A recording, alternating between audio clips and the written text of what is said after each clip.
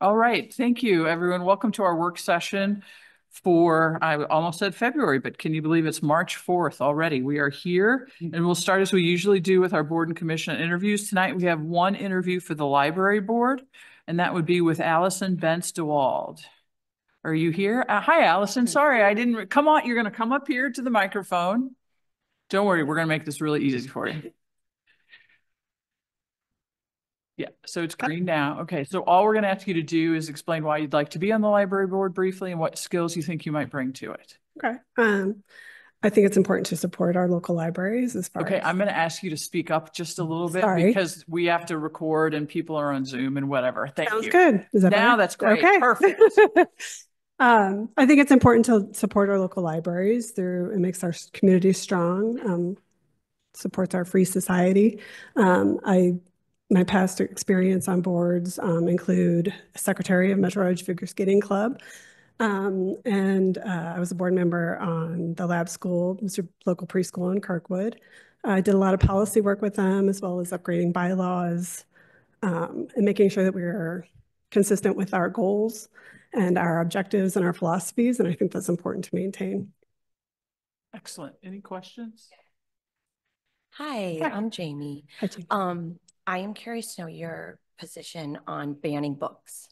I stand with I believe it's the American Library Association, and that, it's free speech. I think it should be protected.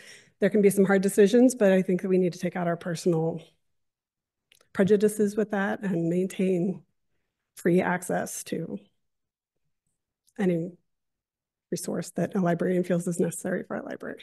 Great, thank you. Yeah. I will just say, as a former president of the Metro Ridge Figure Skating Association, if you can be a leader in figure skating, you can do just about anything. So thank you for doing that. And so I think we have one more interview. And just so you know, we have a whole bunch of great candidates for this single position, but we have some other boards and commissions. So you may hear from us with a request. Is there another board or commission we might ask you to consider? So would you be open to that kind of I'm open to it, yeah. Okay. Yeah. Don't worry, no one's going to force you to say yes. And I'm not prejudging whether you'll be on the library board. It's just right. We have a pool of really good candidates. Sounds good. All right. Thank you so much. Thank you so much. Let me turn it off. That would be great if you would. Sure. Thank you. Okay, so we've got a couple other just notes here. As I said, we have some other vacancies. So Green Space Advisory has a vacancy, Police Community Engagement Board, and then the Traffic Advisory Commission does for an alternate member. We also have some movement and discussion about the Business Development Commission. We thought that there was going to be a BDC application that never came in, but we have a current vacancy left by Stephanie Skis, who was the Old Orchard representative. So Melissa Downs, if you'll recall, interviewed with us and was appointed not too long ago. She's going to slide into the Old Orchard spot, which means that we now have a vacancy for a business owner. And we have two people who we've interviewed previously who would like to be considered for this. The first is Joe Drest, who is one of the co-owners of Vanilla Sugar Bake Shop. He wasn't appointed. We talked at the time about that one of the other owners of that enterprise was on the Old Orchard Commission. So this is BDC, not Old Orchard Commission. So it wouldn't be two from the same shop and the same commission. Also, John Sauter, who's been serving on the Police Community Engagement Board, had interviewed for the BDC and has filled in the PCEB as a kind of a second choice for him. He really feels like he's better suited for the BDC and wants to be considered this round. So we have one opening for the BDC. We have two candidates that we've interviewed previously. I will say we have an expectation that we'll have another opening pretty soon in that, we have said BDC is limited to 3 terms and we have somebody who's about to finish 3 terms. We can't make that appointment tonight because that is still someone serving.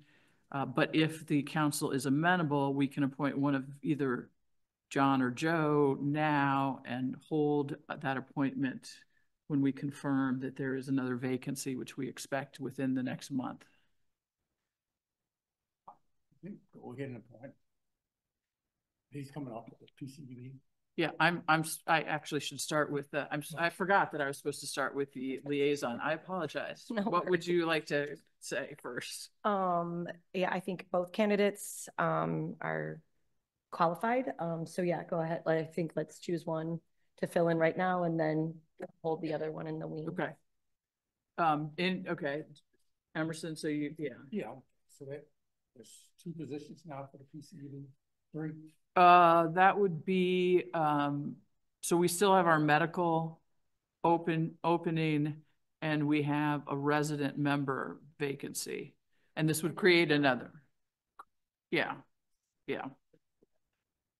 So what if we do Joe first and maybe we can get some more PCV applicants and then do John and move him off second? You're good with that? That sounds like a good solution. And Emerson, we got to remember your mic wasn't on, so. No, that's okay. So we'll make our appointment in the regular meeting, but it sounds to me like Joe Dresty will be our first appointment, and then John Sauter would be the subsequent appointment at the next opening. All right, okay, great. I think that's all. On the list of open spots, Katie, is there an opening on plan? I thought there was an opening on plan commission too. Mm-hmm.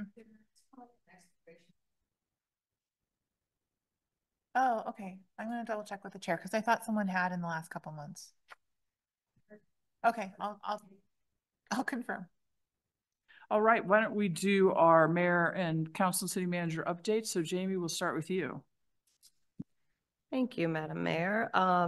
First, I want to thank Emerson, who covered for me at an ARB meeting. So thanks so much for that. BDC newsletter went out last week, I think. And they were kind enough to include a Green Dining Alliance reminder to the restaurant community for the micro grant program, since that's going to be sunsetting soon.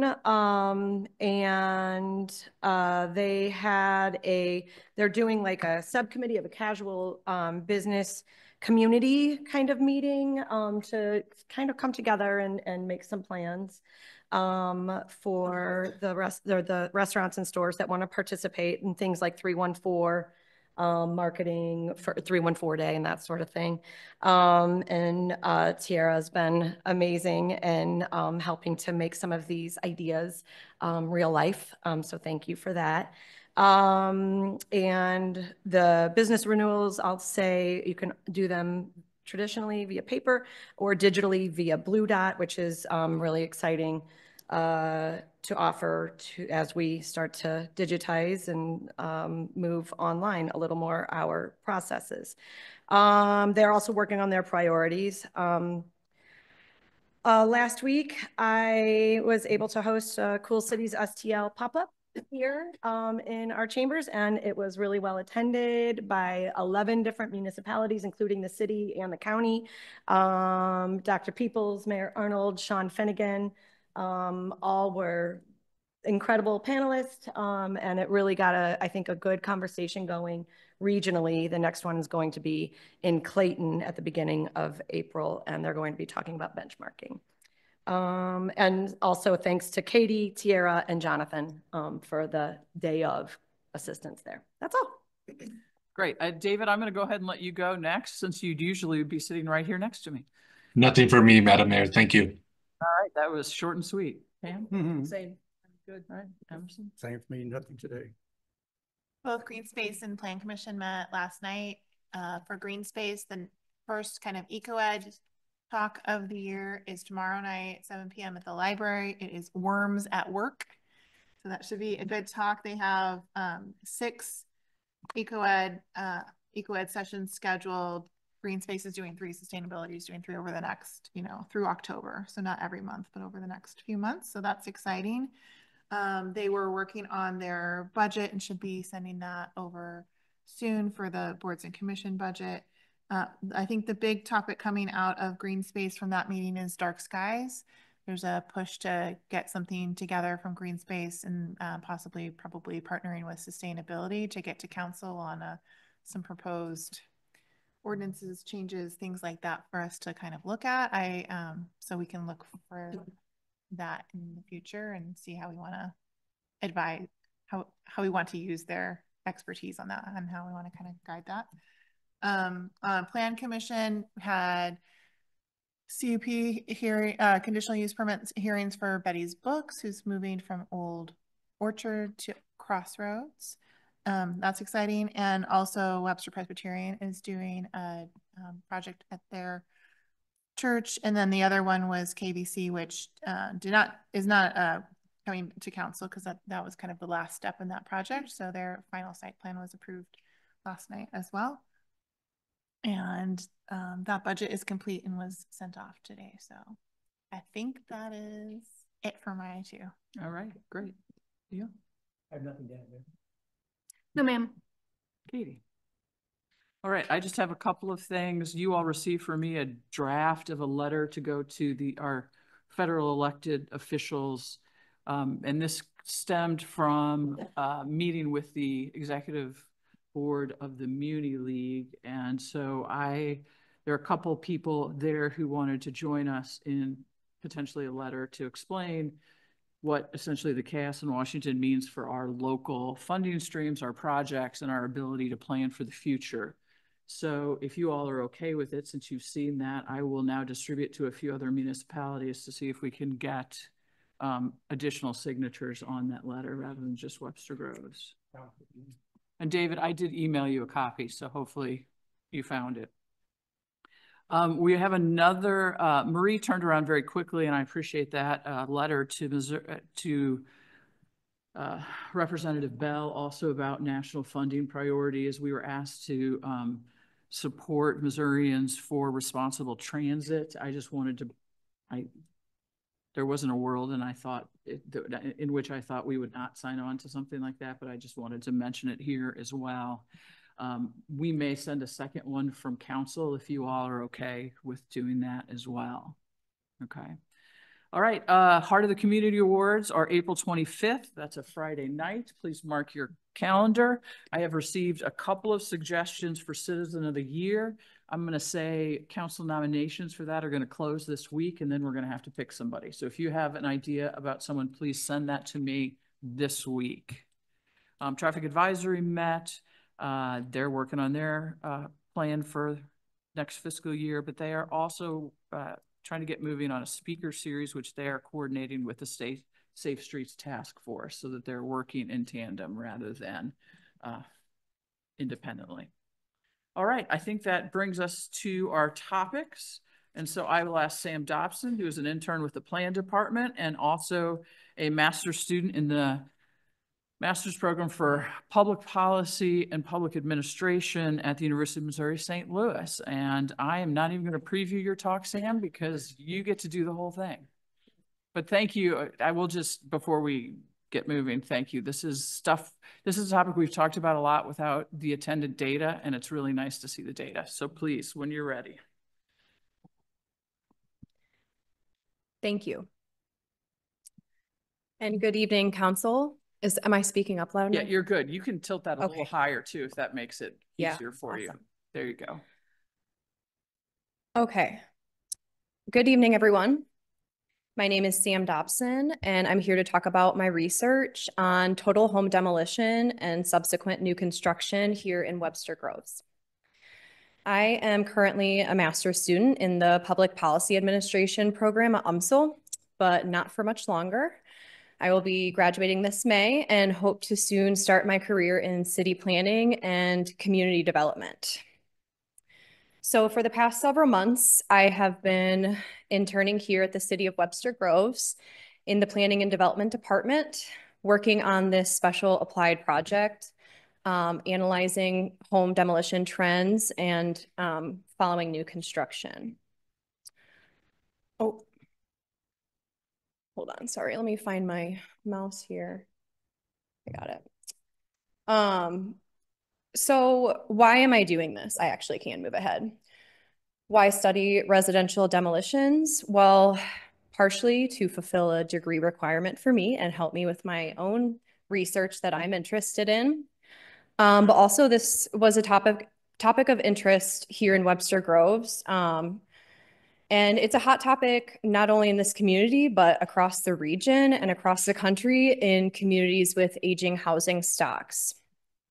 So ultimately, when it comes to demolition, there are different concerns and community impacts that can potentially come with that. And so ultimately, the goal of this project was to analyze and see what potential effects and impacts result in this community from demolition. Kind of moving, digging deeper into this. I want to address community concerns, particularly tied to changes in community character, not just changes to community character in terms of like the physical built sense and what we see on streets, but also in economic terms. And so this kind of feeds into concerns about folks being priced out of the community, loss of smaller single-family homes in our housing stock. This can also lead into like concerns about people's property values changing and their taxes. However, I will say that that is a little bit of a rabbit hole that I didn't go very deep into. That's a whole conversation in itself. And so anyway, I want to measure these impacts and effects by answering questions about how many demolitions occur here, how many of those demolitions are followed by new construction projects, and ultimately like measuring the difference that is made before and after demolition when a new project or a new build project takes a demo's place. What is the difference we see in terms of size of the home, price of the home, and just all overall like community character. And so before I dig into the data, I'm going to just give us like a little roadmap to where we're headed. I give us a look at the past 2 decades or so, kind of big picture of residential demolitions over the past 20 years. And then I'm going to zone in on the past decade for like my comparative analysis, just to keep things relevant and thorough. And so diving into this, and I'm sorry, I meant to correct this. This is actually 21 years of home demolitions because I put in data from last year. Originally, it was 2004 to 2023. I started this project back in September. And so once I got more complete data for 24, I put that in here. And so, yeah, over the last 2 decades or so, we're looking at a total of 278 total home demolitions. This is about an average of 14 demos per year. And most of the time we are constructing a new home in a demolitions place, leaving about overall 21.5% of those demolitions being followed by that property either remaining empty, turning into a consolidated lot. Sometimes we have a neighbor that says, I want that lot. And then also we have cases of residential demolition for commercial use. And so I do have more numbers on this that I didn't include in my presentation. Of the demolished homes that were not followed by new construction, 33 of, so there's 57 total. 33 of them remained empty lots. This is 59% of those.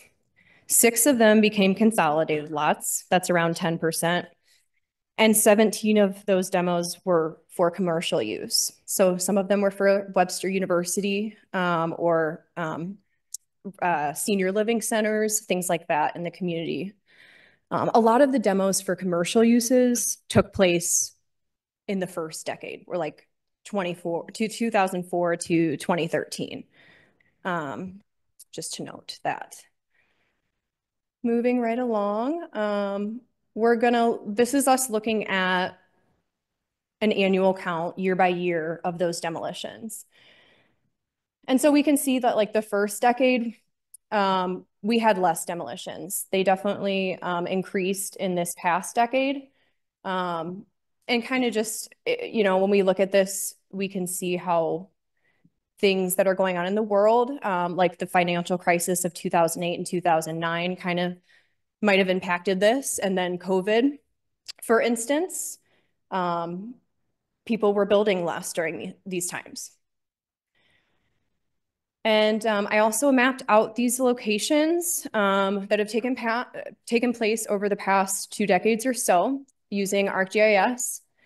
And so if you can see here on your screens, the blue dots are representing demolitions followed by new construction.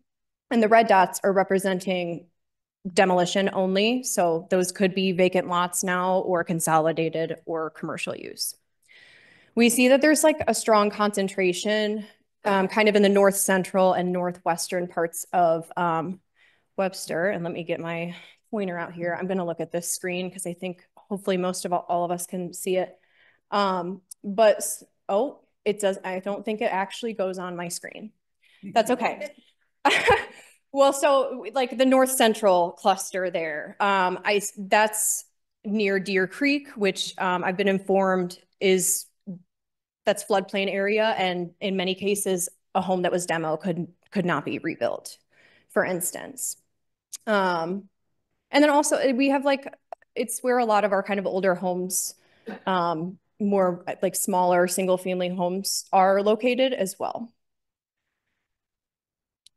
Now honing into the past 10 years, we're looking at about an average of 17 demolitions per year.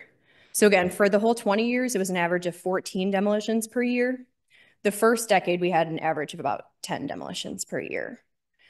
So things have picked up in recent years. And also more recently, when we demolish, we build new more often. So the percentage of demolition followed by new construction has increased in the recent decade, leaving only about 17% of the demolished homes as empty consolidated lots or commercial uses. And I'm about to get into like my price and size of the home analysis. But on average, what we see is that new construction homes that replace demolitions are about, on average, 2.5 times the size of the demolished homes that they replaced, and about 4 to 5 times the sale price on average. This is a data table showing the size comparison. So we're looking at size of homes in square footage. The dark blue bar is representing the sale price of the demolished homes. And then the orange bar is representing the sale price of our new construction counterparts. Again, we're looking at about, oh, I'm sorry. Yes, this is size square footage. I got mixed up there for a second. Thank you. So again, about sometimes 2 to 3 times the size of the home. In more recent years, we're really seeing kind of looking more like about 3 times the size of the home. Now we are on our price analysis. And again, what we're looking here is the difference between demolished homes and new construction homes, but you do see three bars there for each year. The orange bar in the middle is showing you the cost of construction for the new homes. And I put that in there just to kind of give more reference to what we're looking at. Seeing that even in many cases, the cost of construction of the new home is at least doubled the price of the demolished home that existed before. Again, with price, we see differences in kind of growing more stark in the past couple years, which I'll kind of talk more about. You know, after COVID, we had our real estate market kind of go crazy. And then also building materials, the cost of building materials went way up. So for instance, in 2022, the sale price of new construction homes broke over $1 million, and the price of the demolished homes was around $187,000 on average, which is about 6 times the cost when we're looking at cost. I'm going to flash back here. Then looking at 2023, we're looking at about 5 times the cost, but you can see where the cost of the building materials going up really catches up here, and there's like less room for profit. And so I think showing the cost of construction just kind of helps show different things playing into the prices. But again, that's heavily driven by the fact that the houses are 3 times bigger. Exactly. Yes. Yes. So now I do have a local comparison to share with you. While this is not necessarily apples to apples, it's just giving us kind of a local example to go off of. So we're comparing Webster to Frontenac, which in terms of size is much different. Talking about land area, they're about half the size, and in population, about 15 to 20% the size. However, I was able to get numbers from Frontenac, and I should have more numbers coming in this week from Kirkwood and Ferguson that I can share with you later. But this kind of just gives us some perspective. What I will say is that 2024 was kind of a down year for us. Like, this is below our average of demolitions we usually do. But and what I will say too is that I would expect these years' numbers to be more on par with our average. So we see kind of like a stark difference here, especially when considering the size difference of these communities, but this is also looking at just 1 year. So I just want to mention that. Now I have just a couple case examples to share with you that I think are illustrative. The first one is a unique case. This is not a side-by-side. I'm showing you actually 2 properties here that are next to each other that were demolished almost 15 years apart. And then those lots were consolidated with a lot behind it to build this new construction home, which is currently under construction still, I believe, but expected to be completed this spring. This is just, it's a very unique example, I will say that. There's no other case like this in Webster. And so I just wanted to share with you what is possible, though. And this is the A4 zoning district, which does make up, it's more smaller homes. However, there are lot minimums, but there are not lot maximums. So combining these lots and doing this in this way was not, like breaking the rules in any way. This is just kind of another illustrative example that shows 2 demos side by side. We have 2 new homes, and I want to talk about community character too as I go through these. Like this example, we see 2 new homes that look quite similar. But when it comes to community character in Webster, I think what we're used to here, I'll go back. I think what we're used to seeing is like we don't see homes that look just alike. We don't see streets lined with the same exact home very often. But this is just an interesting example of kind of like similar homes next to each other. This is an example of residential demolition for commercial use on Webster University's campuses.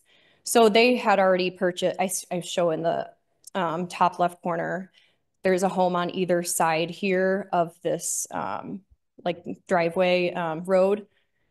And then they were demolished. We have kind of like a temporary parking lot, and then that parking garage was expanded. And this took place over about 10 years or so. So I'm just kind of showing step-by-step process there. And then just another illustrative example, more of a typical example of like a home that will come down more usually in Webster, kind of an older, smaller home.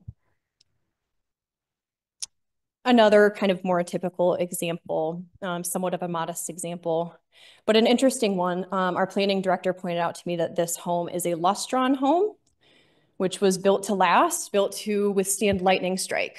And so interestingly enough, it is somewhat of a historic home. It's post-World War II. There were only, to my knowledge, a few thousand of these made across the US.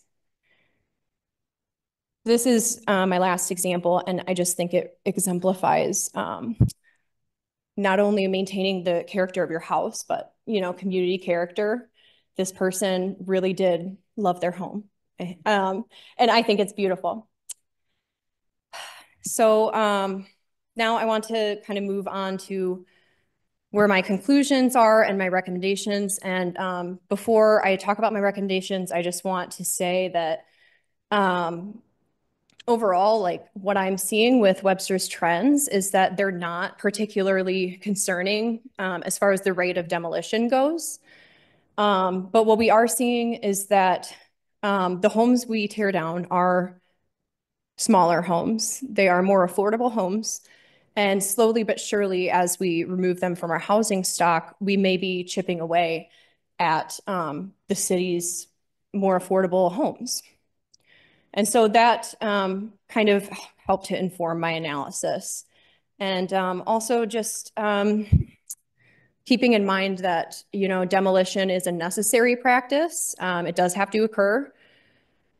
We just want to ensure that when we do it, we're doing it in a mindful way, in a way that maintains as best as possible the community character while mitigating any negative impacts. And so my ideas include, for one, to kind of try to offset the loss of more affordable housing, maybe for total home demolitions, right, that are not, homes that are not condemned, but are more so, I'm talking about homes that can last for decades to come, especially with some TLC and care, right? Not to punish those who want to demolish a home, but to, again, maybe tying an additional permit fee to demolitions of that nature, which in turn I imagine could be funneled into potentially a home maintenance fund for the city, because a big issue that ties into this is the upkeep of homes and the maintenance of homes. And so if that was something, that was just something to consider. Another idea to kind of encourage more sustainable practices was potentially entering into an agreement with a recycling firm to be able to reuse building materials that we get from home demolition. And now this would also come with going towards more deconstruction practices rather than demolition practices. And there's a conversation about how that can be beneficial because removing the extra dust that gets released into the air and whatnot. And then my third recommendation, which kind of has different caveats and ideas to it, is rather offering incentive for new construction, particularly a new construction that is maybe more affordable or tries to maintain, I guess, like some modest, like smaller single family homes and other types of homes in Webster. So there are different ideas, like smaller homes or accessory dwelling units, you know, multifamily housing, like duplexes, triplexes, and something like a dollar home program, which if any of you are familiar, where cities will sell a vacant home to residents with a condition of like fixing up that home afterwards, right? And this is something that has been successful and has had a lot of good feedback in many communities. I believe a lot of communities, or several in North County, have tried this. I think Ferguson is one of them. And again, these are just ideas and things to consider and think about. Sorry, I keep trying to click with my keyboard and I need to click with my mouse. And that brings me to the end. So if anyone has any questions, I'd be happy to dive deeper in. So I'm going to ask you, Sam, if you don't mind going back to the slide on the square footage over time. Yes. So this isn't really a question for you. This is an observation. So we twice in that period of time have changed the floor area ratio. Didn't matter really, which I'm looking at the city attorney because at some point we get to the point where we shouldn't be playing around with that. We're in terms of the property rights. But it almost seems like if we're going to make it work, we're going to have to do it more, more dramatically. Yes, ma'am. That's a good observation. I agree with it 100%. Thank you. Do you have a question? Yeah, I'm just curious, did you get into the data of how many of these were spec home versus homeowners rebuilding for themselves? Or any other trends about who's building the new construction? I did not, data wise. Anecdotally, I will tell you that, I mean, I looked at a lot of these cases, like case by case. I do, and I will tell you that I've seen that a lot of these, we do see homeowner as contractor even fairly often. It seems like a good mix. I don't have data on that though, but yes, that we do often have developers coming in, purchasing the property and then building anew. But it is very often homeowners. Again, I'm sorry that I don't have more concrete data, but that is something that I can actually get for you probably pretty easily. Thank you.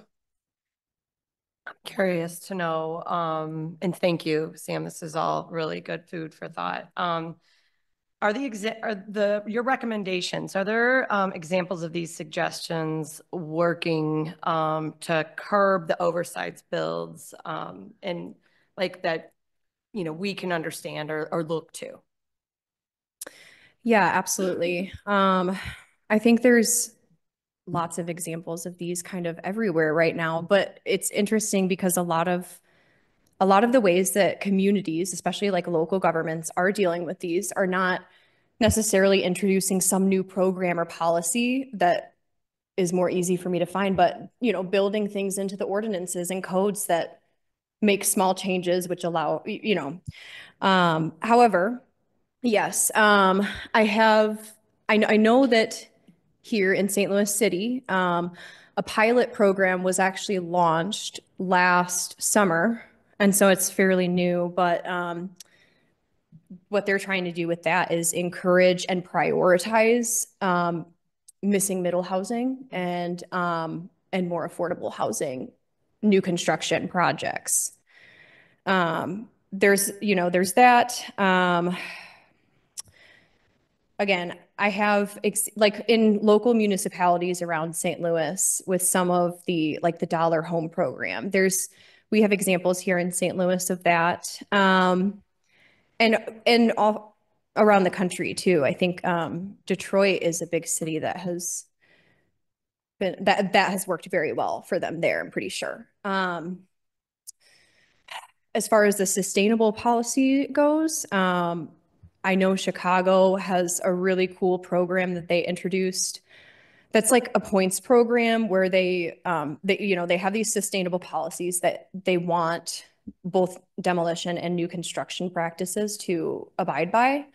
And so they introduced this points program where you earn points through different avenues, and it allows for variation and innovation. And so that you don't have like all these rules, you can kind of pick and choose, and then you get points, and there's a minimum point allowance to be able to abide by those sustainability, like those minimum sustainability requirements, right? And that's a whole program, but it's very interesting and it's pretty cool how it works and allows for flexibility in the practices. Thank you. You're welcome. Thank you. Sam, this is David. Thanks so much for doing this. This is really enlightening. I was wondering, could you go to the slide where it maps out all the demolitions and new construction? So it certainly appears to me that the center of Webster Groves is not as susceptible to demolitions and new builds, and that's probably because most of the central Webster Groves is under some kind of preservation ordinance. But I would also argue that what's interesting is that you show that we're tearing down smaller houses and building bigger houses. And I would imagine the size of the houses that are being built are much more along the lines of the houses that are already in central Webster. So I guess what I'm arguing is I'm not opposed to trying to encourage people to build smaller houses in order to create affordability, but I'd rather do it through a tax rather than saying, no, the government says no, because we're permitting those people that already have big houses to maintain big houses in Webster Groves. So I don't see a logical reasoning to prevent people from building new big houses in Webster Groves. I'd rather just see a tax on it to then encourage affordable housing, whatever we do as a city. Does that make sense? Absolutely, David, and thank you because I forgot to mention the tax incentive and maybe tax abatement kind of idea, which I meant to bring up. So thank you. That is another more common avenue and something I think that has worked for many cities. I do have an example of that. I forgot exactly where it is, but yeah, that's another idea is more of the taxing incentive avenue. Thank you for that. No, thank you. I This do is agree. really, really cool. Thank you. Sam, staying with the same slide, do we know how long some of these properties have been demolished without construction? I will say, I know that a lot of the ones in the north central cluster there, where we see the red dots, the demolition without new construction, a lot of those did not take place in the past decade, but the decade before, from about 2004 to 2013. So they was not destroyed, but demolished then, and they just stayed empty lots. Correct. That is the case with a lot of those. Again, overall, empty lots is the most common result. It's less often that we get a consolidated lot or like demo for commercial use. And again, we do have like that floodplain area up there. So I've been told that in many cases, people were not able to rebuild in certain lots up in that area near Deer Creek. Which floodplain area are you speaking about? Because the area that has the most red dots are right, and that's west of Kirkham. That goes up a hill. The floodplain area is more, it's down toward Pacific and what have you. So I don't know what area you're referencing as the floodplain area, because where all those red dots are, except for those four that's down on the front that runs right along Kirkham or Brentwood, which is I understand that's no longer in the floodplain, but so I'm just trying to clarify which are you. And maybe it's because David's picture is in front of the Oh, I'm sorry.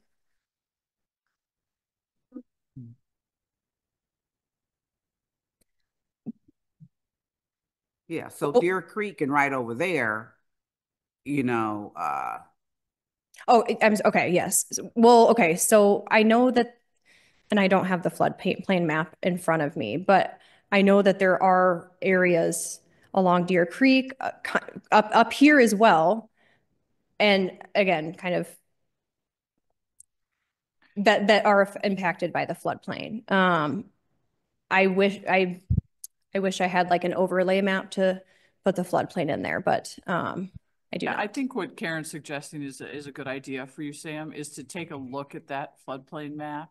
Absolutely. Because I think in some ways, we're conflating the Right. two floodplains that both have an impact on this, but maybe in slightly different ways. exactly. Yes, and my The other thing I think to really bring to is it's not a surprise that this central area here is where you see fewer dots overall, and most of the dots are aggregated on the south and the north because that's where the property values are lower. So that's where the people go in and buy the lower price ones where it is most affordable and tear them down. They're not doing that in the central area because there's $1 million homes in there.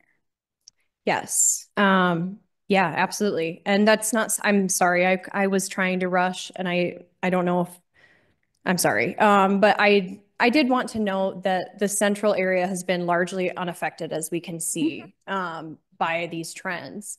And we have a lot of that is commercial, more area too, but yes, when we're looking at even the neighborhoods just north and south of Lockwood, right, we don't see a lot of demolitions whatsoever. And so, yeah, I would agree with your sentiments there. That yes, those are kind of more where the bigger or more expensive homes are located in general. And so that's why we might not see as many demolitions occurring in that central area. So Sam, we're going to have to wrap this up here because we have one more This is really great, presentation. so thank you. So I do want to ask though, so this is a great presentation, very beneficial to us. I'm going to just out of the blue guess that you're going to have to write this work up as part of meeting your requirement for UMSL. Yes, and I do have a write-up that I can share with you all. Well, because what I would like to do is whichever version you want to, I'd also like to share it with our plan commission. I think our plan commission needs to take a look at this as well, because as we come out of the comprehensive planning process, this also will help inform what we want to do in terms of policy. So I'm just going to ask you to figure out in what written form you'd like to share with us. And if you're also comfortable with it, I think it would be nice if we put this on our website so the community could see the plan, the whatever written document you would like to share with the rest of the community. Absolutely. I would be more than happy to share it with the Planning Commission and the public as well. I think that that's great. And I appreciate the opportunity to be able to even do this and share this with all of you. So thank you. Yes, that'd be great. All right. Excellent work. I will report back to your advisor that you did an excellent job. Thank you. Thank you all. Thank you. Thank you. All right. We will now hear about the planning department update, and that will bring us forward is our deputy city manager, Renee Tyler. Deputy City Manager of Community Vitality. Renee Tyler.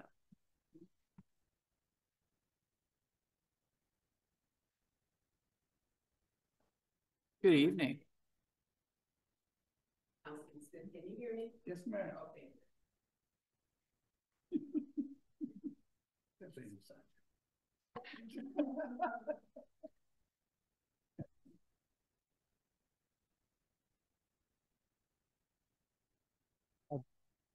I'll try.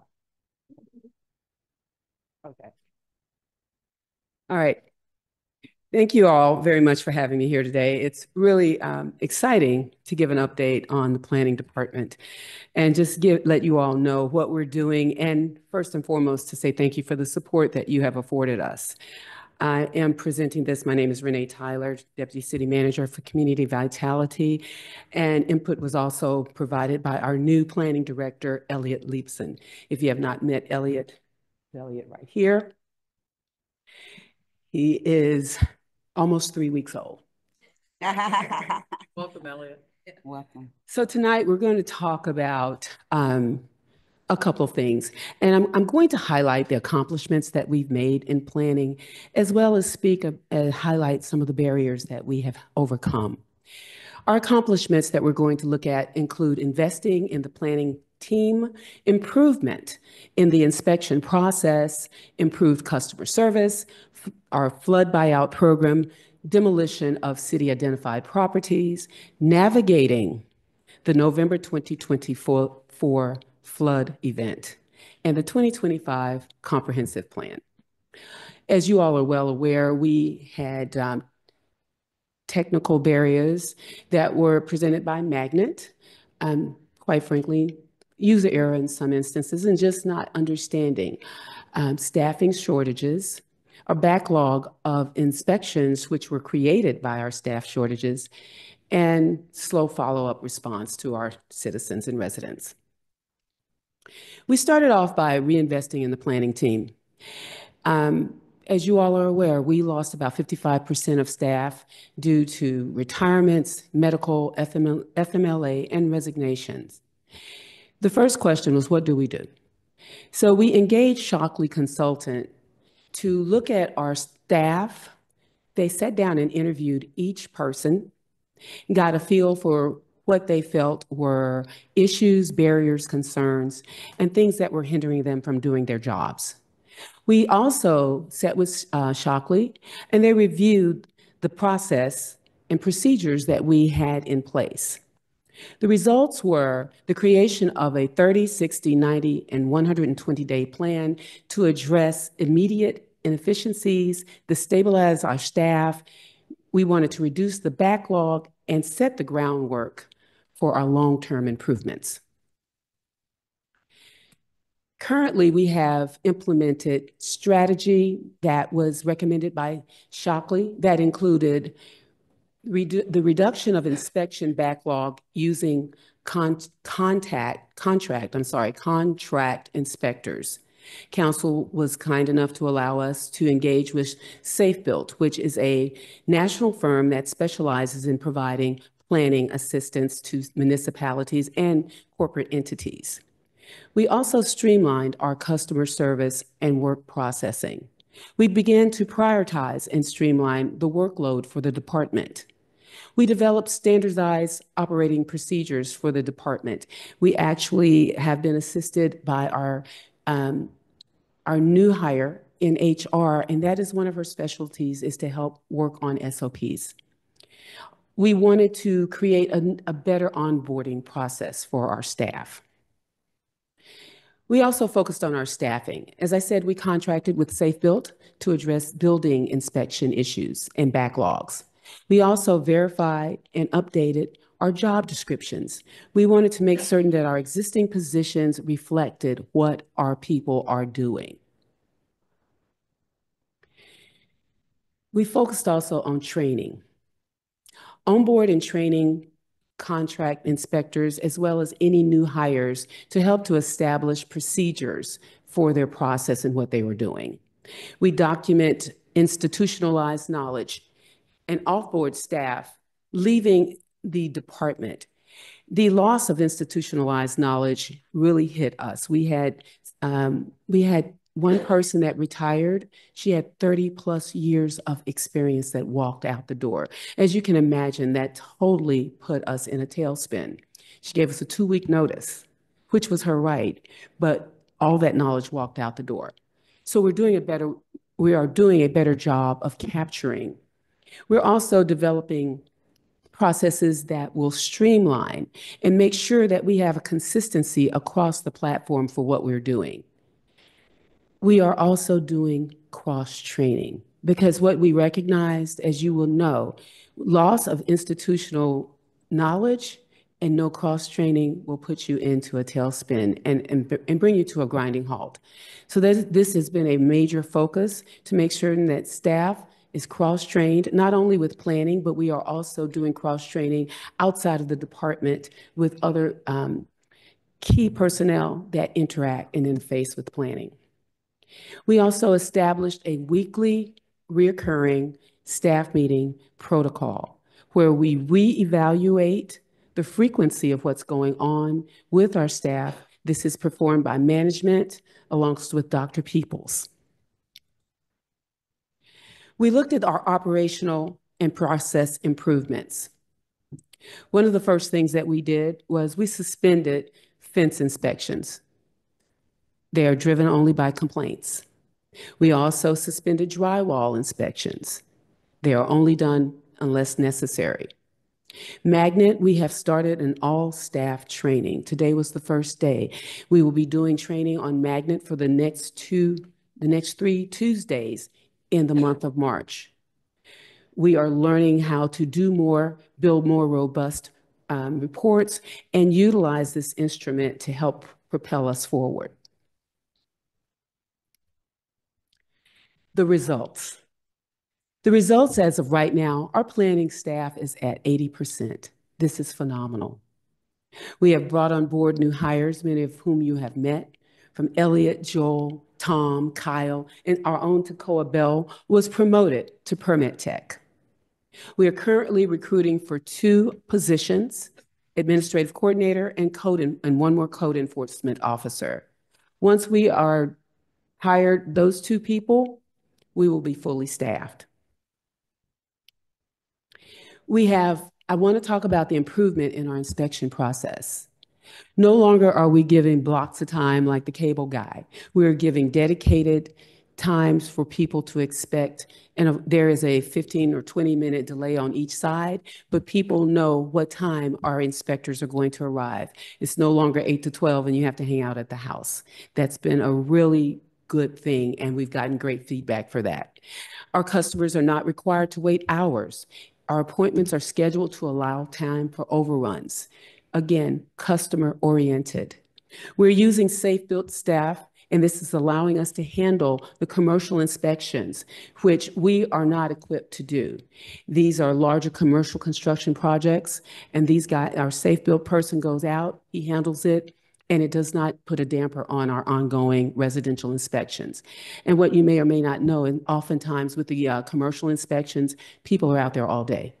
So we do not have the staff to have one person dedicated to be there all day.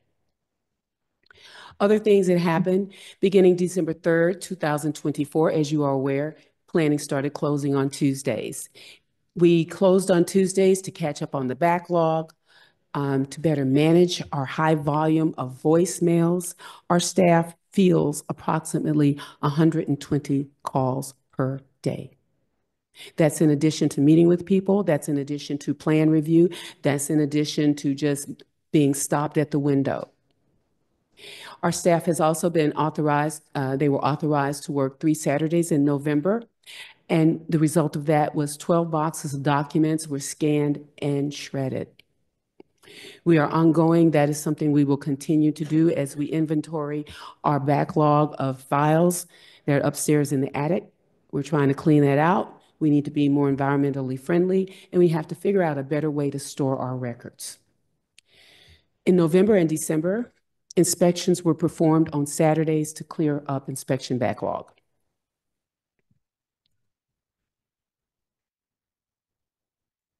Okay, thank you. Additionally, mechanical, electrical, and plumbing permits are now issued at the front desk.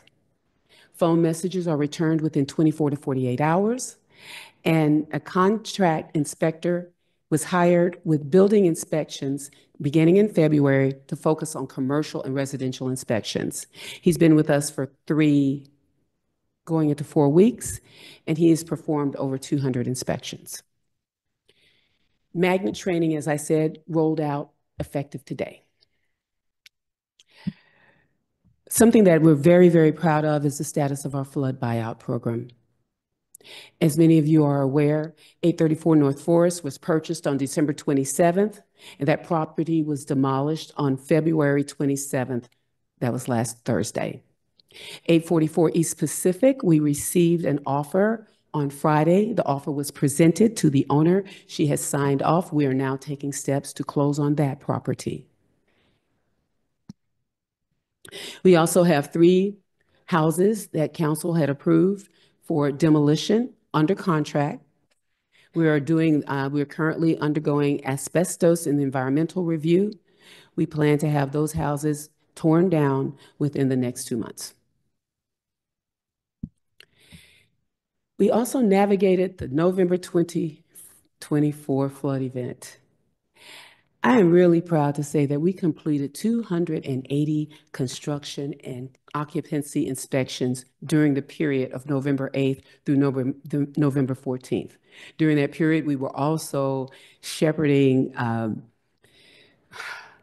garbage, complaints, issues. We put out dumpsters for our community. We were doing a lot. So the fact that we completed that many inspections during the period of upheaval is something that I'm very proud to share.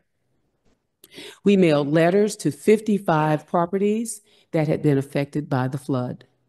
Our planning and development staff coordinated with SEMA on the preparation of substantial damages estimates. There was 1 substantial damage estimate that was turned in to SEMA. Our department staff met with the owners of 1 home which was damaged, and we helped them to submit for the substantial damage estimate. Our 2025 comprehensive plan, we're very proud to say, is soon to be final. We expect our final draft the week of March 24th, 2025.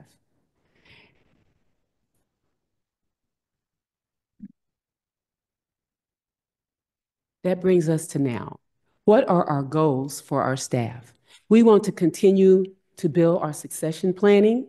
We want to get more of our people certified and trained. We want to give them opportunities to continue their growth trajectory here with the city. We also have goals for our department. The implementation of GIS, a broader platform that will be shared with Public Works and Parks, paper file reduction, the implementation of a customer service portal for an easier customer service experience.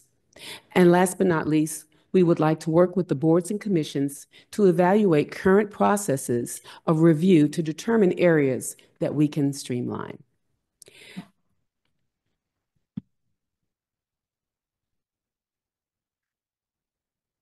That is the end of my presentation. Are there any questions? The recommendations from Scott Shockey. Are there any other items that's on that list that you're looking to implement? There are other items, but to be quite honest with you, we're really focused on what we're doing right now. We want to make our staff whole. We're looking at how we can better utilize Magnet. That is one of the biggest hurdles that we've had to overcome. We have this software that we really do not understand how robust it is or isn't. So we're focusing on, in some instances, you could say low-hanging fruit, but doing a logical step-by-step to get us whole first. Please summarize Magnet. So Magnet is a database that houses our permits, inspections. I'll use a term that I like to use, cradle to grave, from the inception to the close. We have data that is in Magnet that actually goes back past 2017. Some of the problems that we're enduring is we have things that are showing open from 15 years ago. It has to be closed, but it was part of the upload of data, a data dump. So we've got to clean that out. We've got to figure out exactly where we stand because there are things that, like I said, they're open, but it's technically they can't be open. So just getting our data cleared up so that we know where we stand. Ms. Tyler, if you don't mind. Yes. In addition to that, so Magnet is used by the majority of departments across the city, but planning has always been the owner. So the trainings that we're having that started today that Ms. Tyler talked about included Public Works, Parks and Rec staff. We had police there. So lots of people as we're all learning how to use Magnet fully together. Just one clarifying question. On your last slide, you had, can you go back to that so I can read it? I think I can. Please, yes, if possible. Okay. Karen, help me. It was about the boards and commissions. Yes. Thanks. Thank you. Can you explain just a little bit more about what that means? Yeah, so there are instances where we have whether it's how it's reviewed, how it's presented, are we taking too long? Are there ways that we can get the information to the commissions and the boards in a fashion that they can digest it quicker? First of all, we have phenomenal boards and commissions, but there's a lot of data. Yeah. So wanting to make certain that we're giving them what they need, what they want, but not always overloading them too. Thank you. All right, thank you very much. I appreciate especially that this was a kind of, I would refer to it as a warts and all presentation, and the honesty and the transparency of that is greatly appreciated. And in addition to the progress that you all are making. All right, we will take 5 minutes and 5 minutes only, no one more than 5 minutes, because we have lots to celebrate here coming up. So those of you who are here, please give us just a minute and we'll let everybody else come in. All right, I think we can get started now. As I said, we have a whole lot to celebrate tonight, which is a lot of fun. So I first will welcome you to the regular meeting of the City Council for Tuesday, March 4th. We welcome questions, ideas, and comments from persons in attendance. We're going to limit those comments to 3 minutes during our public our community comments period. And if you'd like to make one, you need to please fill out the card and turn it in at the end of the dais, and that way I can call on you at the appropriate time. If you are on Zoom and would like to make a public comment, we're going to ask you at that time to use the raise your hand function. You also will be limited to 3 minutes so that we can get through our agenda. And we will start as we usually do with the call of the roll. Mayor Arnold, Here. Councilmember Bliss. Here. Councilmember Franklin. Here. Councilmember Smith. Here. Councilmember Alexander. Here. Councilmember Hickson Shepherd. Here. Councilmember Hasselmeyer. Here. All right, we'll start this evening with a recognition for the 2024 Lifetime Achievement in the Arts Award. And and this is being given to Tom Engelhardt. I'm gonna ask Mary Beth Lumetta to meet me right out here in front so that we can get the ceremony underway.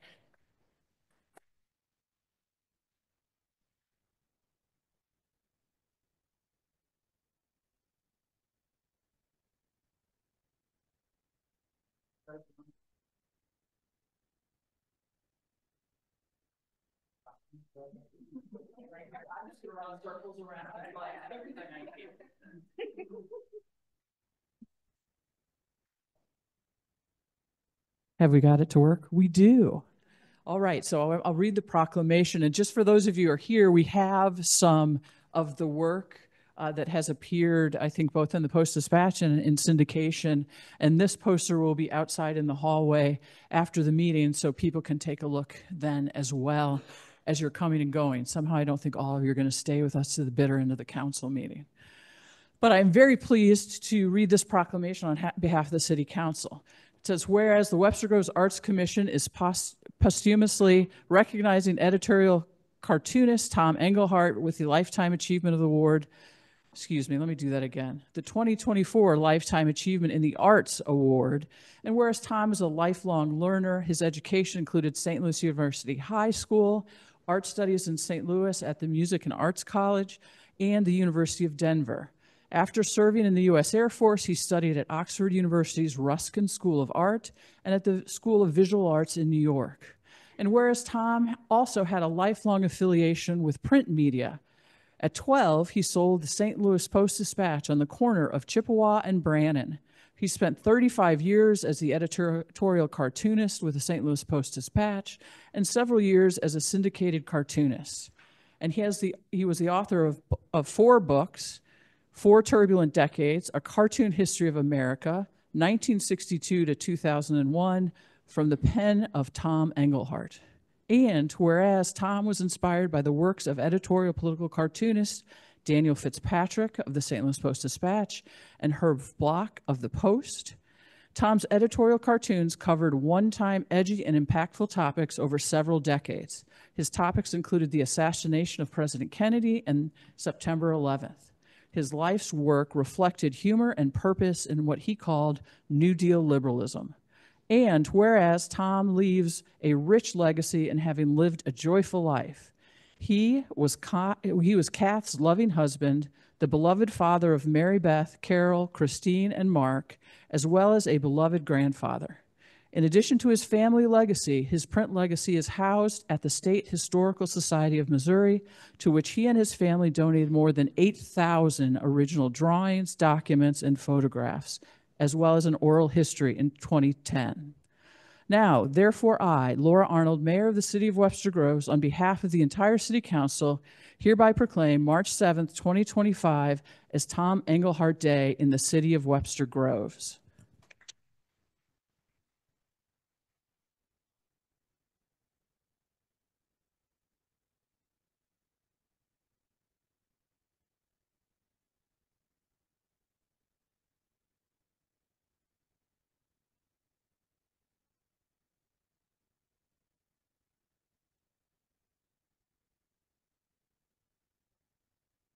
The Arts Commission has also, for you, created this lovely Achievement in the Arts Award, which recognizes Tom Engelhardt. And I'm going to invite all of the members of the Arts Commission who are here to please come forward to be in this picture. And actually, if there are any other family members who would like to come up and participate as well, we'd love to have you in the picture. Okay.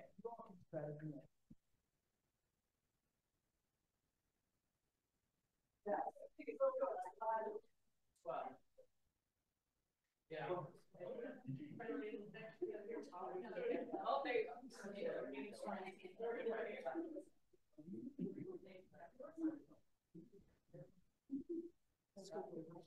Oh, I'm sorry.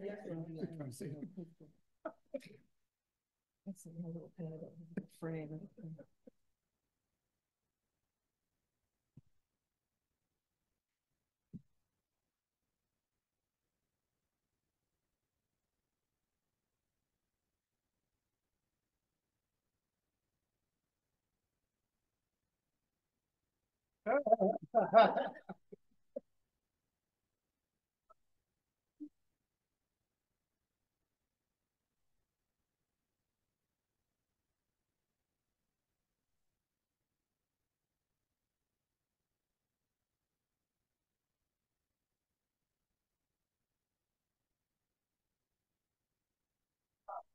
There's a little, for those of the arts, there's a little reception, or even out section wants to go.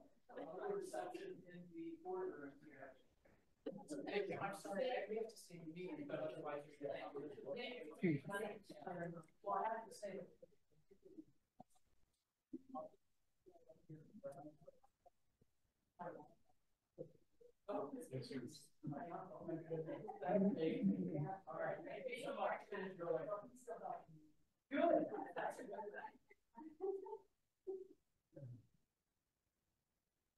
Council, you're gonna have to come down for this one. Right now? Yes, right now.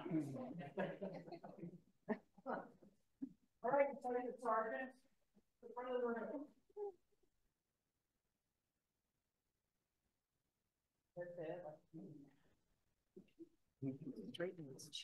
All right, we'll let council come down here as well. All right, so we now have the great privilege of recognizing one of the officers of our police force.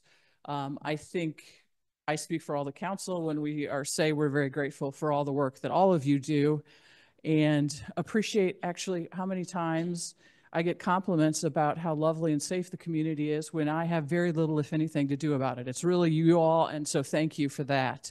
And so today we're going to recognize Detective Sergeant Brian Wintergalen. So, are you ready? All right. Do you want to do your own whereases, or am I going to do the where? Okay, I was just checking. All right. Whereas Detective Sergeant Brian Wintergalen has been chosen Detective of the Year for 2024, and whereas Brian has been with the Webster Groves Police Department since 2008, serving as a police officer and a patrol sergeant prior to being promoted to detective sergeant. And whereas Brian has received several commendations and certificates of merit in his career, most recently for his efforts in the arrest of an assailant in a high-profile sexual assault case this past summer. He was also awarded Officer of the Year in 2012. And whereas outside the department, Brian enjoys spending time with his family and hunting and fishing.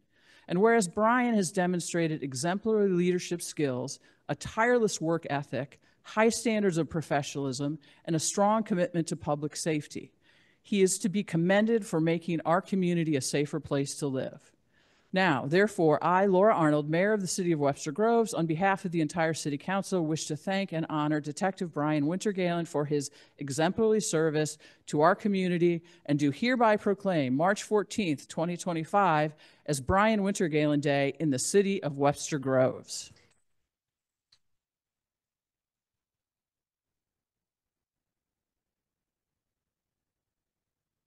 We're going to take a quick council picture, and then I'm going to turn it over to the chief.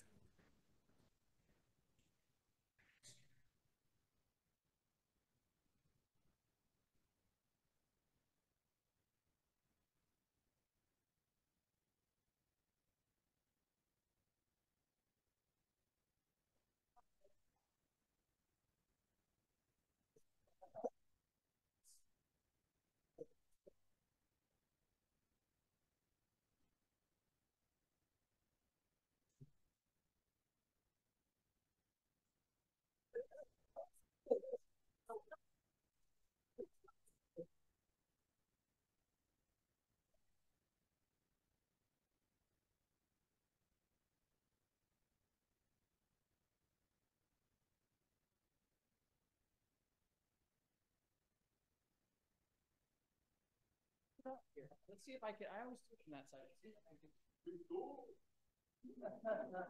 Like this. All right. So not only do we get to recognize the Detective of the Year, we get to recognize a Police Officer of the Year for 2024. So here we go. I'm going to give you the same question. Do you want to do the whereases? Nobody. It's only the kids who ever want to do that.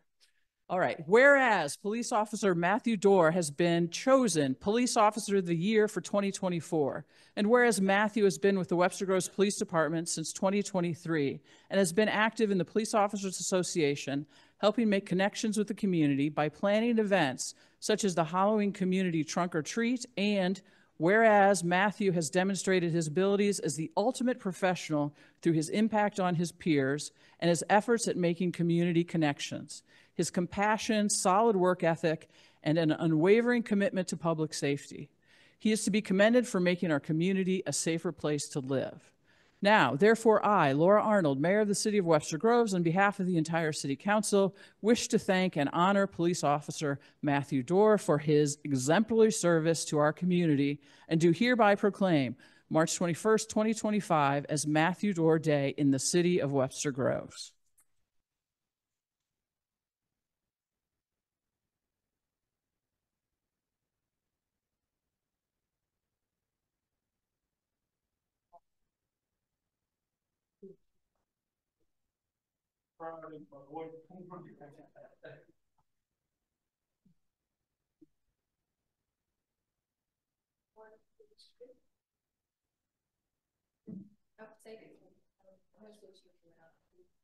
Oh, God.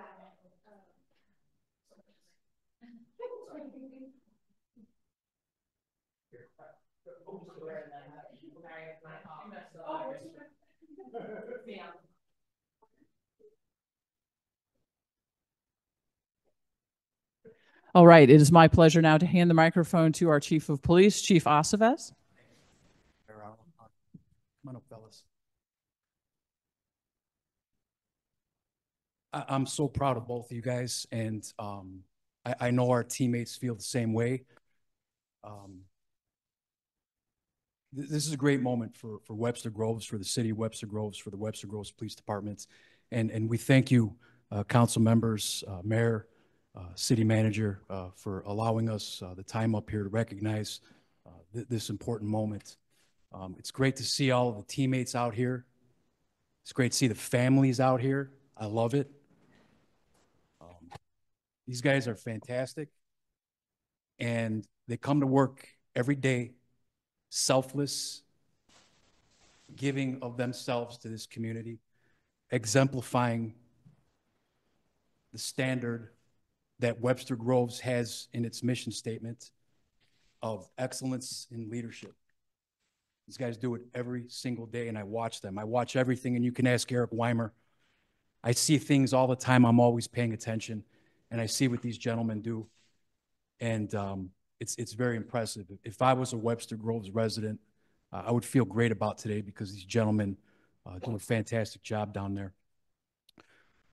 When we talk about excellence in leadership, I want to talk a little bit about Officer Dorr. Great guy. He was great to me from the day I came in here, when I got sworn in, even when I was going through the interview process. He's always engaging. He engages with the community. He goes above and beyond, and he mentors the people on his shift. He came here from another organization, brought a lot of experience with him, and he never says no to an assignment. I want to talk about excellence in leadership with Detective Sergeant Winter Galen. Detectives were a little bit short-staffed for the last year and a half, and the volume of work that this guy puts in is amazing. And on top of that, so he's leading his team, he's working his butt off, he's creating all these different spreadsheets for me, and he's working his own cases on top of that. So from my standpoint, these guys are both incredibly impressive, and they both exemplify what this community and what this police department is about. They both possess two significant qualities that are important to leadership. And the first is they're both mentors, and they take care of the people around them. The second is that they're family people. And the importance of having the support of our families in this job is so critical, not only to us as a police department or as a city, but to as a community. And I look around and I see our family of our brothers and sisters that work downstairs with us in the police department. I see our family members here, our parents, our loved ones, our children who are mad because they're not at gymnastics tonight. But I love it. And I'm so proud of our organization. I'm so proud of the city. I'm so proud to be the chief of police of Webster Groves. And I'm so proud of these gentlemen. I want to give both of these gentlemen a hand for the fantastic job that they've done over the last year. Thank you so much, gentlemen. Give me a hand.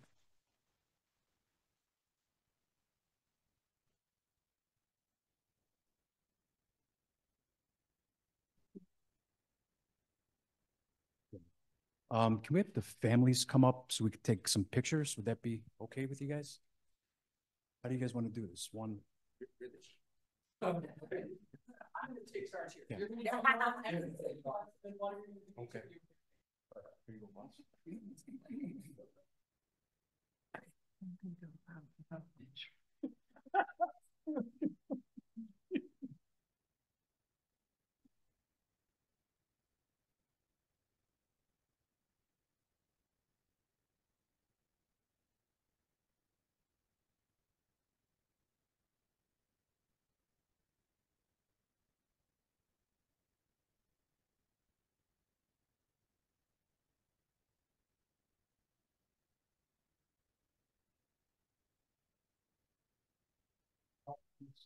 Well, they're going to do one individual families and then all of them on top.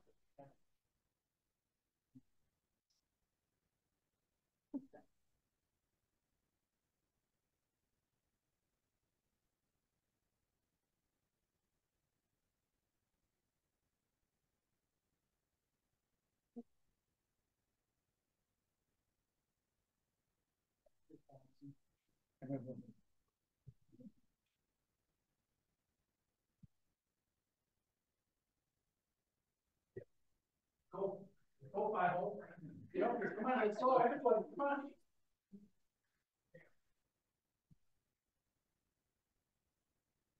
All right. Step up on the step.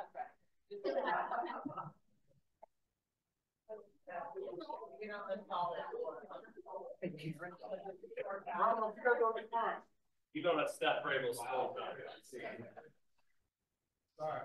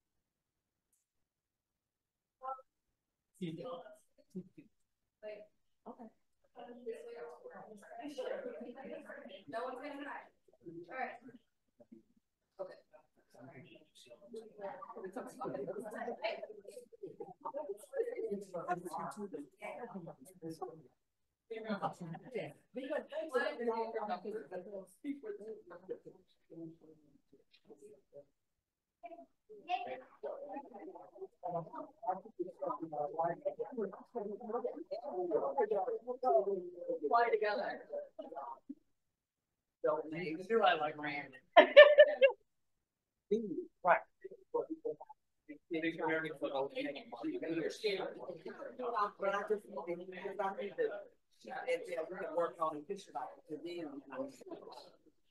Okay.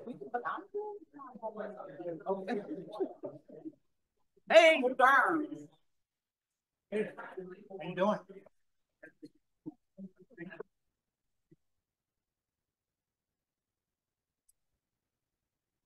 Where's everybody going? Yeah, we still here.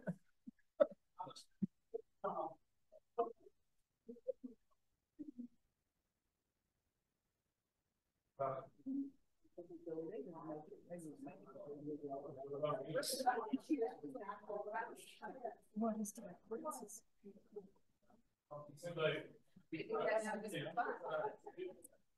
I've asked so many times and I cannot remember. I think that is what it is. Katie would.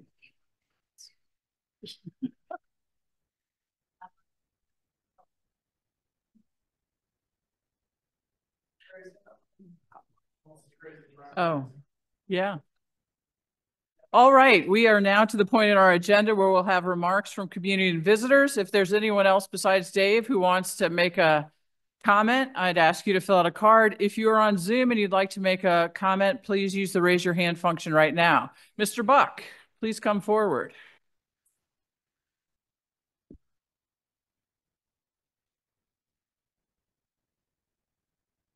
Thank you for that.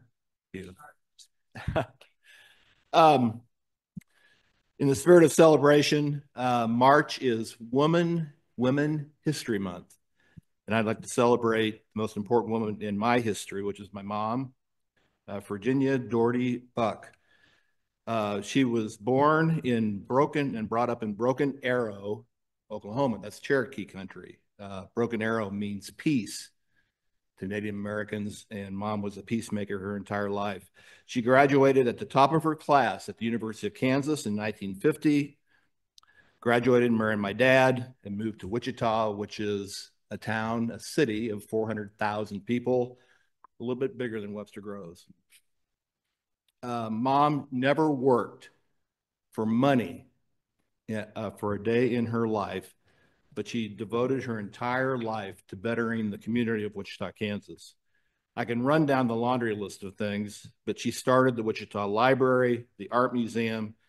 She was the executive director of the PTA for the entire city of Wichita. She was the first woman elected to run the United Way campaign in Wichita. She was the board of trustees, Wichita State University. The list goes on. But her most important accomplishment is that she was beloved by the Black community. It's interesting that we have North Webster because in Wichita, we had North Wichita. And when Martin Luther King was assassinated on April 4th, 1968, which was 4 days before my 15th birthday, mom knew that the Black community that she loved was going to explode in violence and riots potentially. She told me to hop in the car and she looked at me and said, "This is your birthday present." We drove up to North Wichita. We're the only two white people there. There were people in the streets yelling, screaming, mad. You can picture the scene. She drove up to a Black Baptist church who loved her. The minister came down, escorted us out of the car, through the mob, and mom and the minister stood on the front steps of that church and gave some speeches. And Wichita had no riots or violence that night. It was one of the most courageous things that I've ever seen. My mom died in 2004 at the age of 75 from Alzheimer's. But before that, she was voted the most important woman in the city of Wichita in the last 50 years. So I honor her tonight along with Tom Engelhardt, the police officers, but I want to honor my mom. Thank you. Thanks, Dave. Appreciate you sharing that. All right, is there anyone who has new business for us this evening? Oh, did you want to make a public comment? Yeah, you need to. Yeah. No, this is your chance to make a public comment. Yes, thank you. I'm sorry to interrupt you. No, that's all right. If you would give us your name and your address, yes, please. Michael Future, 864 Providence Avenue.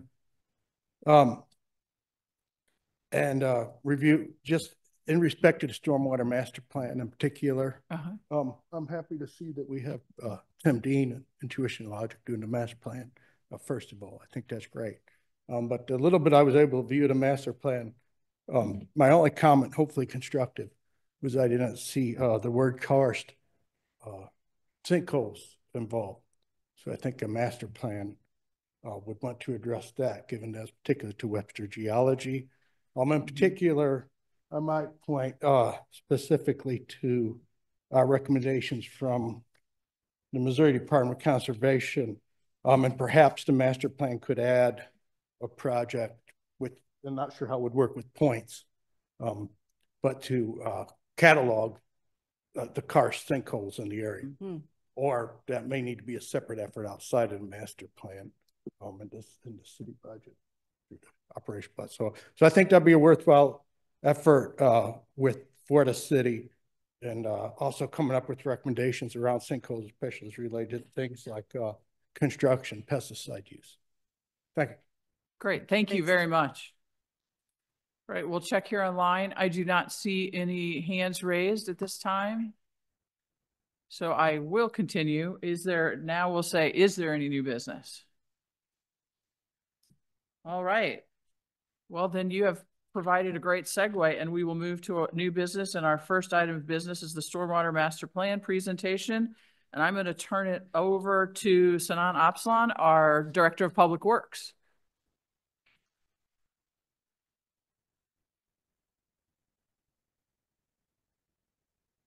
Good evening, Mayor Arnold, members of the council, Dr. Peoples.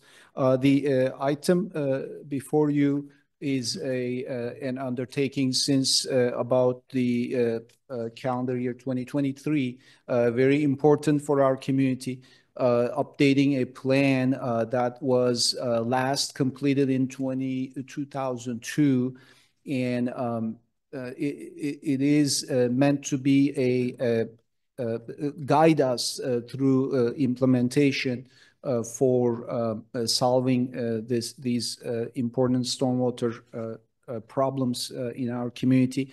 Intuition and Logic was hired as the consultant expert to study this for us. And Tim Dean is here with them. He's one of the principals, hydraulic engineer, civil engineer. The intent, I understand I came into the middle of it with some experience from before from other community, similarly in the beginning of a plan. So it was kind of like I started it there, kind of finished it here. So in the various communities kind of brought those parts together. But generally, the timing of it was really good because, as you know, the Proposition S of MSD passed right about the time when we were completing our plan, so that we now have a strategy to address those problems in Webster Groves with the additional funding that we're expecting soon from MSD. And this is also, the plan is meant to be a consistent and defensible instrument to guide our future projects in this area. I will turn it over to Tim now for him to go over the study and its results, and then I will come back in the end to finish it up and go over it again. Thank you. Welcome, Tim. Good evening, all.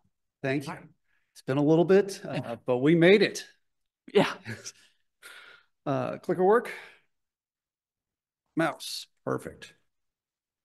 All right. So just to recap for everyone, this is the culmination of several years at this point of effort.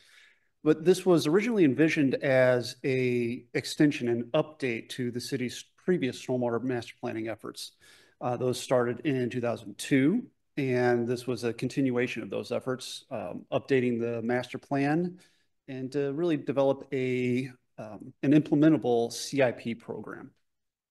So there was a couple of overarching goals that we were looking for. Updating the master plan, really wanted to get that resident feedback and incorporate that into the master plan, so we had all of those problem areas identified. And really the last goal that we had for this was developing that implementation strategy. How do we go about prioritizing the problem areas in the maximum benefit for the residents? So again, the goal, we really wanted to develop a tool that the city can use moving forward to identify those capital projects, get them programmed, and then ultimately implemented.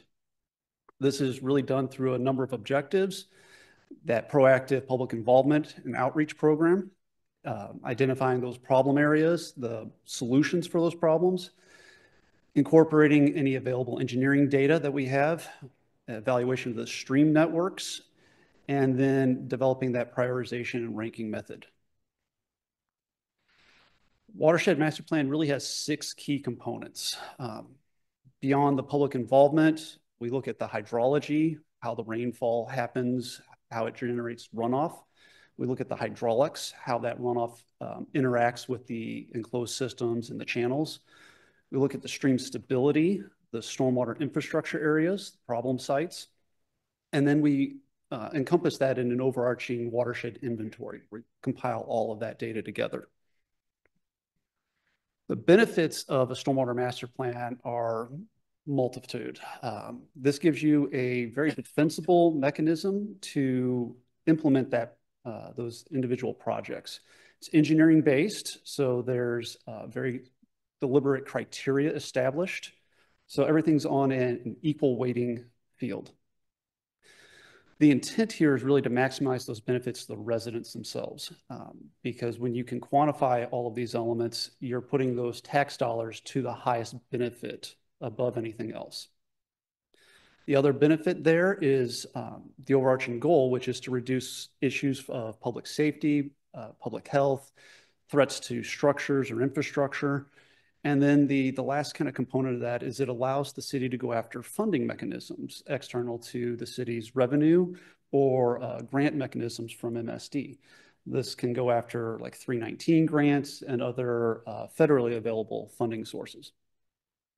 So more funding means more projects that are getting done, more benefit for the residents. There's really a couple of phases in a stormwater management plan. That first phase is identifying those stormwater issues. Once those are identified, we review them, develop problem solutions, and then we categorize those problems and rate them. Throughout that whole process, this has been collaborative, very transparent with the public, and inclusive. We've sought out public input at several stages throughout this process.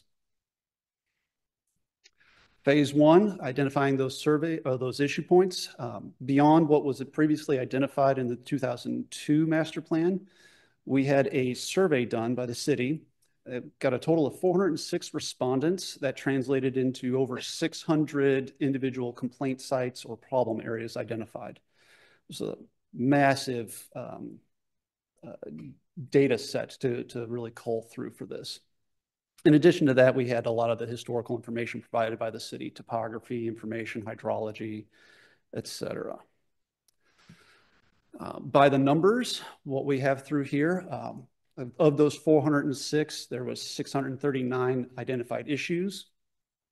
What it boils down to, there was about 300 of those issues are identified in stormwater CIPs that are moving forward. The rest of those were either identified as private issues or issues that are very low on the weighting probability. So it's not likely to get implemented over the course of a 10 or 20-year CIP program. Good news is that they're still identified so that at any point in the future, the city can revisit those as funding allows. From a stormwater issue standpoint, part of this was that stream inventory. We walked over 8.5 miles of channel throughout the city of Webster Groves. I personally walked all of that and varied up some of the engineering EIs to get their boots on the ground as well. But it's one of the things that I like doing as part of master plans. I want to see the entire system. So the real benefit there is it's a methodical process. We use a very consistent rating mechanism and scoring criteria to evaluate problem areas in the channels. Just a little background on myself, the company. We've done 54 watershed master plans before this one, and I personally have walked over 1,000 miles of creeks and channels over my career. So a lot of experience we're bringing to the table for this. Next step, that was we've identified all of these problems, kind of grouped them into category areas, consolidated them in the desktop review. So we grouped all of those complaint areas that are in similar locations. Boots on the ground, go out and look at the problems. Of those, we had 325 of those issues were consolidated down into 102 problem areas to develop CIPs from. For each of those 102 sites, boots on the ground again. Went out, looked at them, developed the project extents, and looked at what we needed to do to implement solutions. Came back to the office, did our desktop reviews. This is looking at all of the historical information, floodplains, soils data, karst topography, any of the available MSD data sets, anything that's available readily. This all gets compiled into the recommendations for the project. Some of the project recommendations are very discrete. There's a flooding intersection. Let's add a couple of inlets and enlarge the enclosed system. Pretty straightforward. Other areas, we're actually recommending a more detailed analysis because the flooding source is not readily apparent in some areas. This goes back to some of that karst topography, some of the stream bank overflowing situations. Sometimes there's just holes in the data. So the MSD data sets don't always have information on the enclosed system. It may just show where the pipe is or where some of the inlets are, but not the size of those infrastructure. Those are areas that you need to do additional study to really develop an appropriate CIP for that, to know the extent of what's going on. Beyond that, part of the solution process here is to develop a cost estimate. So those are based on quantity takeoff, engineering judgment, to get you into that budgetable concern. We're not really looking for, hey, this is the competitive cost estimate from a contractor. We're looking to establish reliable budgets for programmatic needs. After we've got that effort done, we go into that categorization process. So we used a prioritization methodology that was based on MSD's ranking criteria. This is a pretty widely used methodology in the area. It's really well established, a lot of very defensible rating criteria. So number of parcels affected, length of stream impacted, things along those lines. Very quantifiable, easy to reproduce. There was a couple of things that we modified on that. I'll go through that on the next slide. But this is really geared towards aligning the city's master plan with other ones in the region and with MSD to just be on that consistent footing in terms of going after additional grants or other funding mechanisms. So one of the things that this sets up is that as future projects are identified in the city, new resident complaints come in, staff or someone else can go in, follow that exact same methodology, develop a solution, and throw it in with the laundry list of CIPs and see where it ranks. Because these things are fluid. Over time, those rankings can change. Infrastructure can collapse. You can get different priorities that come up. One of the things I do like to point out is that just because we have this benefit cost score, a higher score does not necessarily mean it's going to be a publicly funded solution.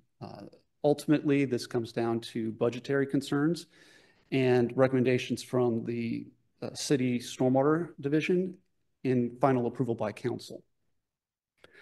Again, just keep in mind that this is a planning tool. It's not the end-all be-all of recommendations. So from the adjustments from MSD, when I think about MSD's methodology, it's really geared towards stormwater sanitary infrastructure. From a municipal standpoint, there's other considerations that you need to look at. So things like the roadways, street flooding issues, culverts, bridges that you may own or operate. These are things that are added to the list to have additional scoring criteria to help float some of those public infrastructure higher up on the lists.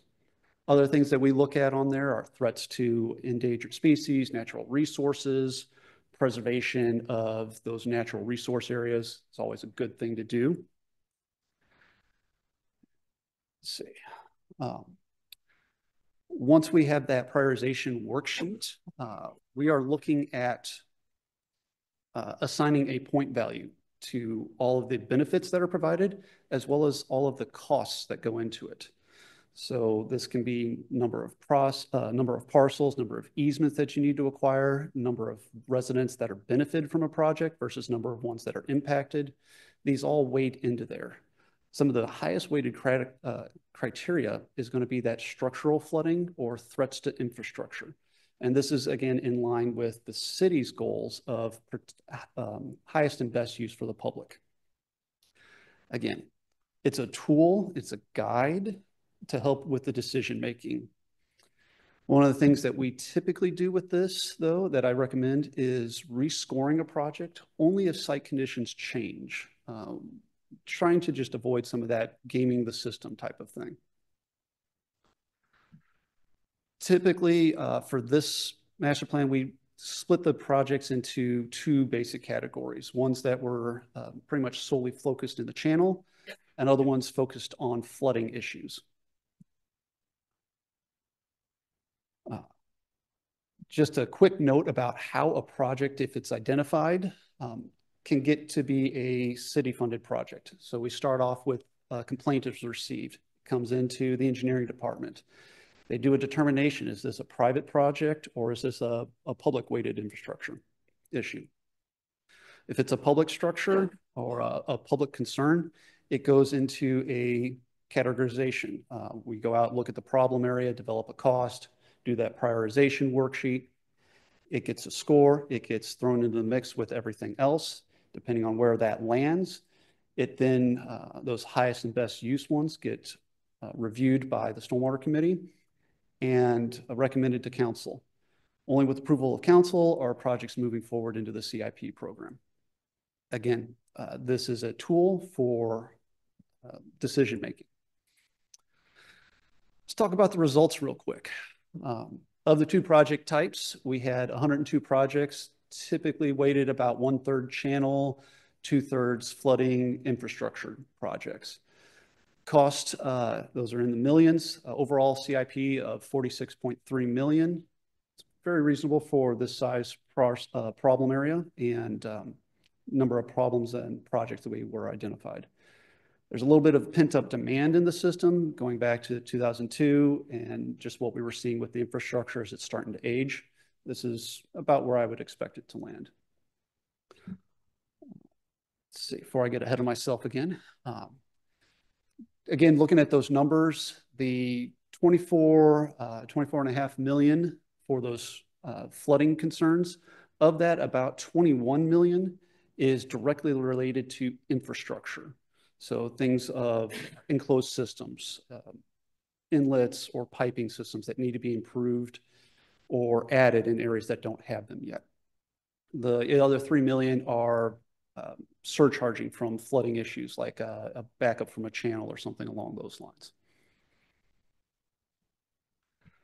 When we're looking at those, I like to look at the benefit cost score because that really gives me good insight into what should make it into a 5 or a 10-year CIP program. So looking at the charts, the ones on the left in the blue are scores that are greater than 1. These are the ones that I would anticipate floating to the top and being in the recommended solutions for that 10-year CIP program. The ones in the green are those scores 1 to 0.5. That's more of your long range projects. Those are going to be on that 20-year horizon after you've worked through those higher priority ones. And then the scores less than 0.5, those tend to fall into more of those nuisance categories. It's good to be aware of them. And if possible, if they're in an adjacent area, roll them in if the project ends up getting a little bit bigger. It's just nice to knock those off if you've got that opportunity.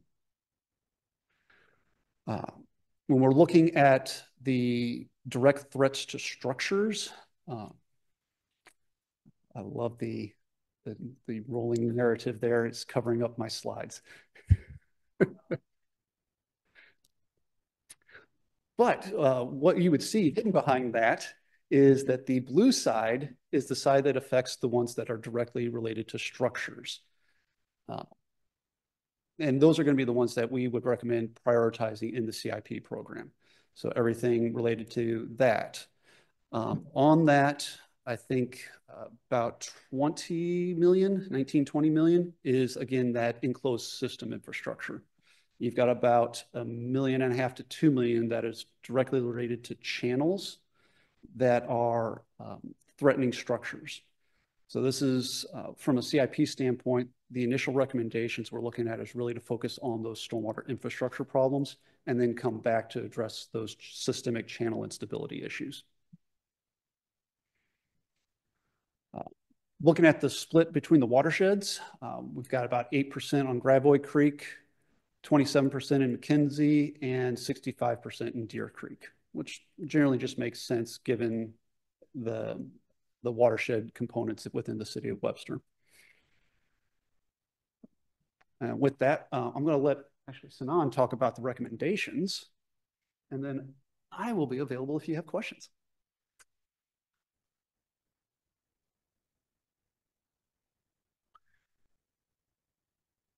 In terms of the recommendations, the program is, as you see, it's overwhelming. So the approach is a bit non-traditional because normally when we address stormwater, we need to address it on the downstream end so that whatever we flow into there can reasonably go. However, here we run into an issue because a lot of the enclosed storm sewer infrastructure depends on the channels that are open channels in creeks in our jurisdiction. There is a joint jurisdiction here, as you know, that is MSD, and so with what we do. We don't want to take away or fulfill somebody else's responsibility, perhaps. And so in a way, what we're recommending here is let's start addressing our problems from the upstream end rather.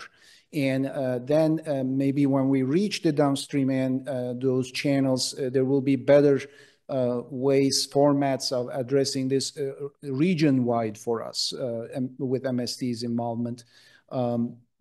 I know here and there it comes up with discussions with MSD sometimes. I don't want to speak on their behalf, but would there be another proposition, a bond at some point to address some of these channel issues in overall in our region, not only in Webster Groves.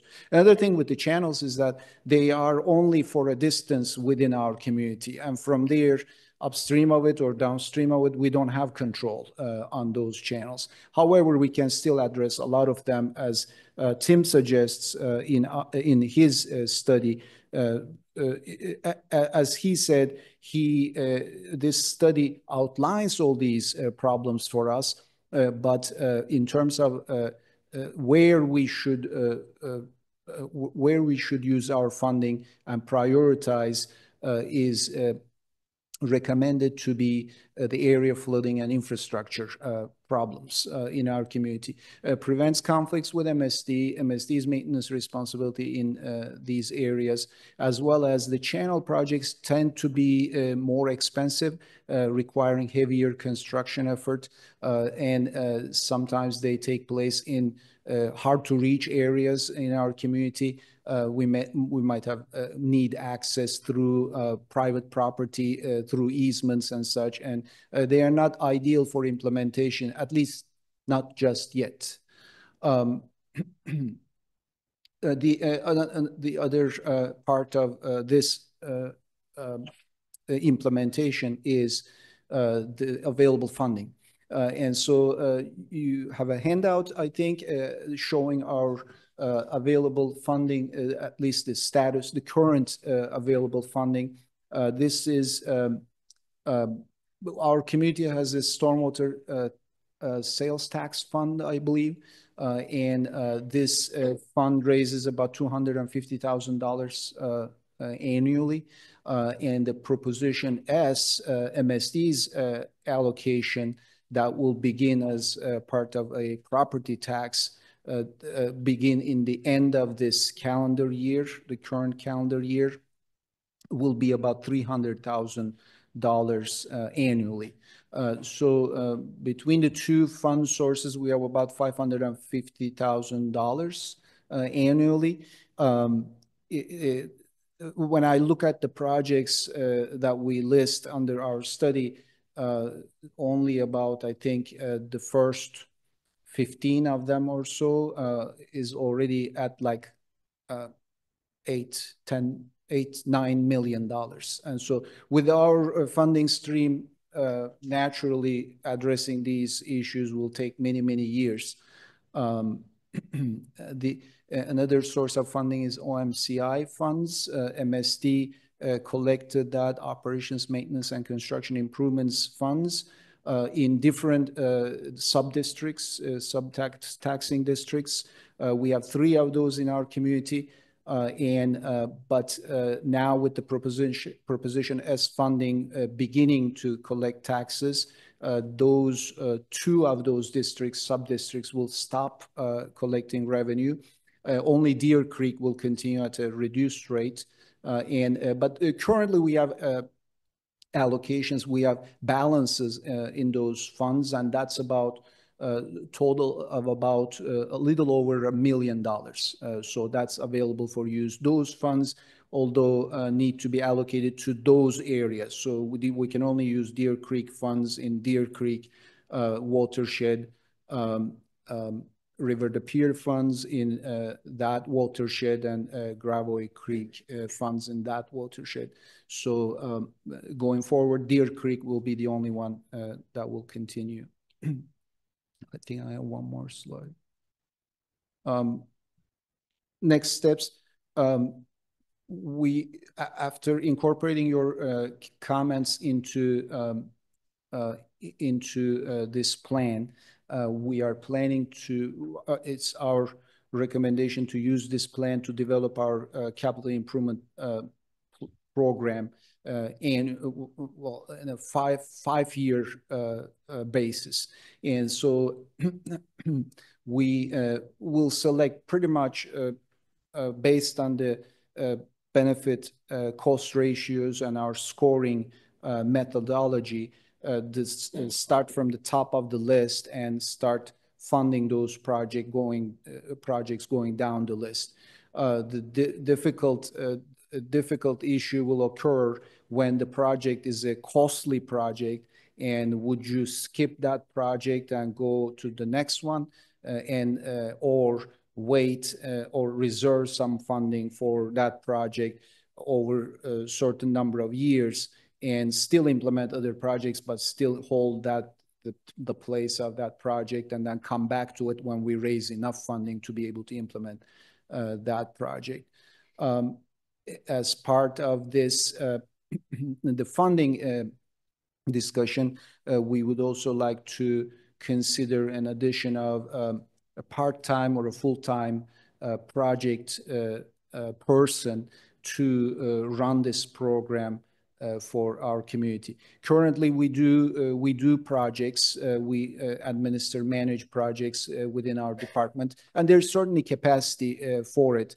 But if we are going to hit our stormwater master plan hard, and in terms of implementing it, as you know, the funding, we can go outside of our funding sources and look for grant funding and go after those opportunities. But as that type of workload increases, we will need some type of expert support to be able to get these projects designed into bidding and then constructed from there in coordination with our most of the time in coordination with our private property owners and our residents. This is one other item that I'd like to add is this is a plan now, and so ideally we would update this every 5 years, and so it doesn't have to be in 5 years, but there will be new issues coming up. And so we can, again, with the help of either the additional person or existing staff, we can evaluate these new items that will come up based on the methodology that is established by the plan. and continue doing that. But we will not, at least we don't recommend doing the same for the existing plan for the existing projects. So unless unless the physical conditions change, something changes, those ranking of those, the benefit cost ratios of those projects, the scoring of those projects remain the same under the current plan until it gets updated again, would be our recommendation. So with this, I have all our recommendations outlined. Tim and I will be available for your questions. So I was running some numbers while we were talking. So I think we have to figure out, are we doing all the projects? How long does it take? I mean, those are some key questions, but say we want to do all the projects and we want to do it in 20 years, we would need $2.2 million of annual costs, and we only have 590. So we would need an additional 1.615 million per year for 20 years, plus the staff cost with no inflation to be able to do the whole list in 20 years. So just to put that in perspective, if we don't have additional revenue to cover this, and we just have the 590 that we're getting now, it would take us about 75 years to do the whole list. I will not be on council. No, but just like as we're putting things into perspective. I do know you're kidding. We all know I'm not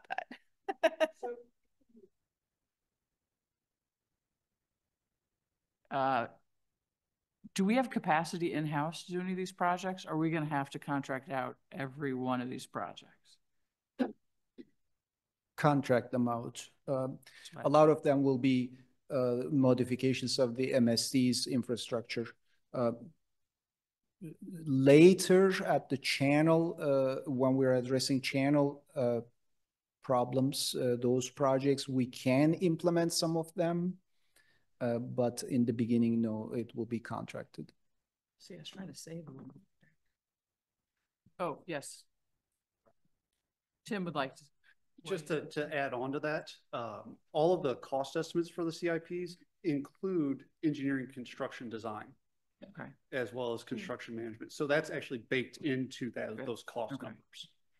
Okay. There'll be that 0.7 FTE or that 1 FTE is already baked into those numbers. Into the design for the capital projects, the 0.7 FTE, the 1 FTE, that's actually the city's management side. For overseeing the program itself, to make sure you're coordinating with the contracts for the engineer, coordinating with contracts for the construction contractor, making sure those payments are getting processed, that type of thing. Councilmember Smith, would you go to the microphone, please? Thank you very much. 0.7 FTE would take away from the available funding. So is that an engineer or is that more of an admin that just knows construction? Project manager with engineering background. Mm-hmm. So do you have an idea have you put in some type of priority, which projects we should tackle? Projects begin with the flooding area, addressing the area flooding issues, and channel restoration or rehabilitation issues that affect structures or wetlands, conservation areas, parks, public infrastructure in general. Okay. Do we anticipate this breakdown of Proposition S funding, right? Because regionally, that's going to be our best bet for a lot of different projects. I get that we'll get 30% of the dollars. Do you, and I know this is asking you to prognosticate a little bit, but that 50% will be used for the projects with the highest cost benefit by MSD. Do we think we have any projects that might fit into their high cost benefit? They have a program already that funding is allocated for. In their program, if we pay into it and affect their scoring, we can prioritize projects further that we like that way as well. So they look at the benefit cost. And so if their cost decreases, the project will rank higher for them. So we can invest into that as well. But if we don't, then MSD has a program for that already. And they have a list of projects that they shared with us for implementation in Webster Groves already. Okay, so some of the projects that have identified under this plan are also on MSD's list? They are not. I believe we did not choose those projects for our list. So we are really not investing into those projects because MSD is investing into them. Okay. Sinan, on the MSD projects that are in Webster Groves, and correct me if I'm wrong, they are planned for 10, 20 years out. There weren't any on the on the upcoming project list. Is that correct? Correct. What is the Kirkham Avenue one? The culvert? Yeah, not the culvert. There's a trunk line. Kirkham. Yeah. Oh, yeah. Sanitary relief project. MSD's effort to alleviate basement backups, sewer surcharges, as well as they need to get rid of a sanitary sewer overflow device right by Glen Park into the channel. So that's their consent degree requirement. Solely addressing addressing an environmental problem as well, of course, but out of their sanitary sewer infrastructure. 2026. Are there ways, because one of the things that Tim mentioned is if you're opening up to do one project of one kind, maybe you kind of piggyback on that. Are there ways to piggyback on that sanitary sewer project with MSD that maybe could, at a less expensive way, knock some of these other projects off? So MSD themselves are doing that near the, right by actually our service center at the intersection outside of there, right behind the gas station, the channel is deteriorating. So while they are doing this project, they are fixing the channel as well, because that's their approach. If they are there doing something, they address the channel problems, but they don't necessarily go there specifically just to address a channel problem. And so, yes, on some of our projects, we can look at our list and see if there are any of those opportunities. And I would suggest, in fact, after approval, adoption of this plan, sharing it with MSD as well, so that they're aware of our project locations too, for that collaboration. Other questions? But when they were at that other work session, I try to remember, I don't know, what's sticking out to me is because I had the same question. If some of these are related to work that we are doing, would that not help to reduce some of the costs related? But as I recall him saying is that they would look at that work that we're doing to reduce their costs. That they're being MSD? Yeah. Yeah. So it's, so when we look at sharing this plan with them, then I guess my concern is, or am I looking at this incorrectly, that they'll say, oh, okay, well, so you guys need to have this channel work done right there at Big Ben and what have you. We were going to be working here. Well, oh, good. You're going to do that. So then this is something that we don't have to worry about in this spot, because I just kind of recall coming out of that meeting thinking if they could see plans that we have that's going to help to minimize the work and the dollars that they have to spend, that's the direction they're going to prioritize. So we're going to see what's on. That can unfortunately become the result. And so as we are in a tough, 70 years, right? 70 years. And so MSD has a similar problem. They have a long list and limited funding to address those problems. So yeah, they might look at it that way too. However, they may approach it as a give and a take type of manner, maybe too, that maybe they help us with one project and we help them in another project. And working in collaboration with MSD would be a good choice for us. And so they are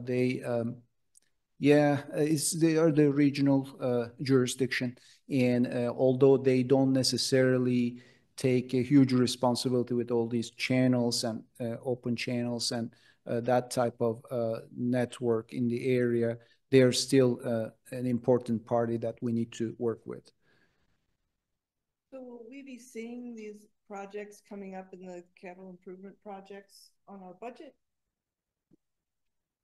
Ideally, that depends on if council wants to move forward with adopting this plan, if the recommendations are adopted as well, or if you'd like to see a different mixture. In terms of I apologize, I think it was Councilman Smith that asked about the approach or the direct plans.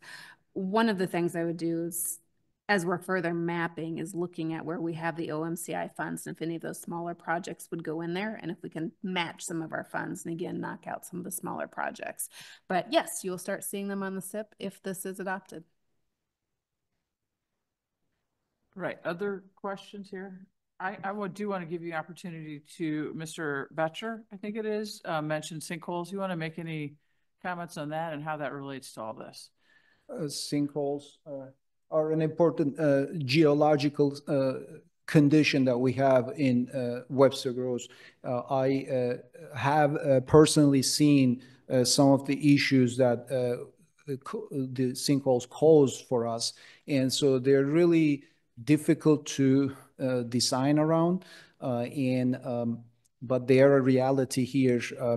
I believe there will be more of those coming up, and that will need addressed under the plan that may not even be there yet. And so the current infrastructure is that some of the stormwater is discharged into these sinkholes, but we don't know where it goes or where it's going to come out of.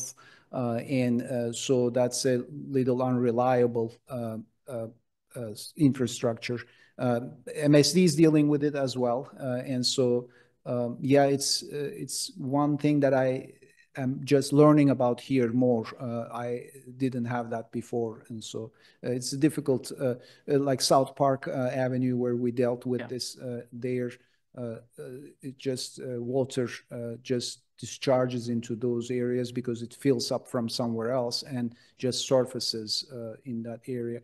So we don't have a good understanding of how that network works. But now that we will be working on more of these projects, there will be some of those, I think, coming up and then getting incorporated into our plan and addressed as we go. Okay. Tim, did you want to comment as well? As part of the background data for this, we did have GIS mapping of the known sinkhole locations, and those were incorporated in the various CIPs, specifically the ones related to flooding issues, where we knew there was sinkhole backups or something along those lines. There's an added line item in the cost estimates for doing a sinkhole investigation analysis. So you'll see those if you dig down into the details on those specific locations. Okay, thank you. Madam Mayor, may I ask a question? Please. I'm going to ask the impossible question about funding right now. I'm assuming we wouldn't be putting all of this into our own budget. We would be writing grants, I would assume. That would be our strategy, especially for the bigger projects. So can you look into your crystal ball and tell me what does this look like right now? And let me just ask, the projects that are like shovel ready right now, are you running into the issues from the federal government with funds being frozen? Actually, we have a grant application, and so that is a very promising one. I don't know. I think this is a huge problem that needs to be addressed, and it's multifaceted. I think if one area of funding is stopped for some reason, there will be other areas of funding available for still for the use in this to solve these problems. Stormwater is a very broad problem. I think Nonpartisan. right, right, exactly. Maybe that's why I would be hopeful that there would still be available funding. But we have to compete for it. Everybody wants it. And it's becoming more of a problem, more intense rainstorms and development, rapid development that is worsening things. And so it will not lose its popularity in terms of something to deal with and solve. Thank you, Sana. Great. So, Dr. Peoples, what's our next step here? I don't know. Someone at this end of the dais, how do we consider adoption of this then formally? I will let our wise city attorney speak to how formally adopted. But before that, is there other information that this council would like to see back before you take that step? Well, even if we do adopt it, I guess the project will be placed in the monetary list or most benefit for our dollar. And we've got all of that. What our next steps would be is really costing it out over the next 10 years, putting together that prioritization plan and building it into the SIP. You guys would see that during budget discussions. Okay. Back to that slide, that process slide that shows like all the different steps, just while we're talking about this.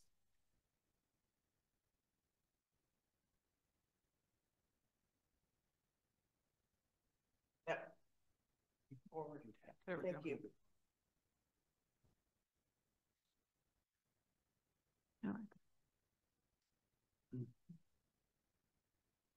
While you're looking, may I make a request? Yeah, no, I had no comment. Okay. Really. I mean, I'm seeing things that make me comment, but I just wanted to. I know that this, yeah, thank you. I know that this is a summary of a much more detailed plan. And I appreciate, by the way, you distilling it in a very manageable way.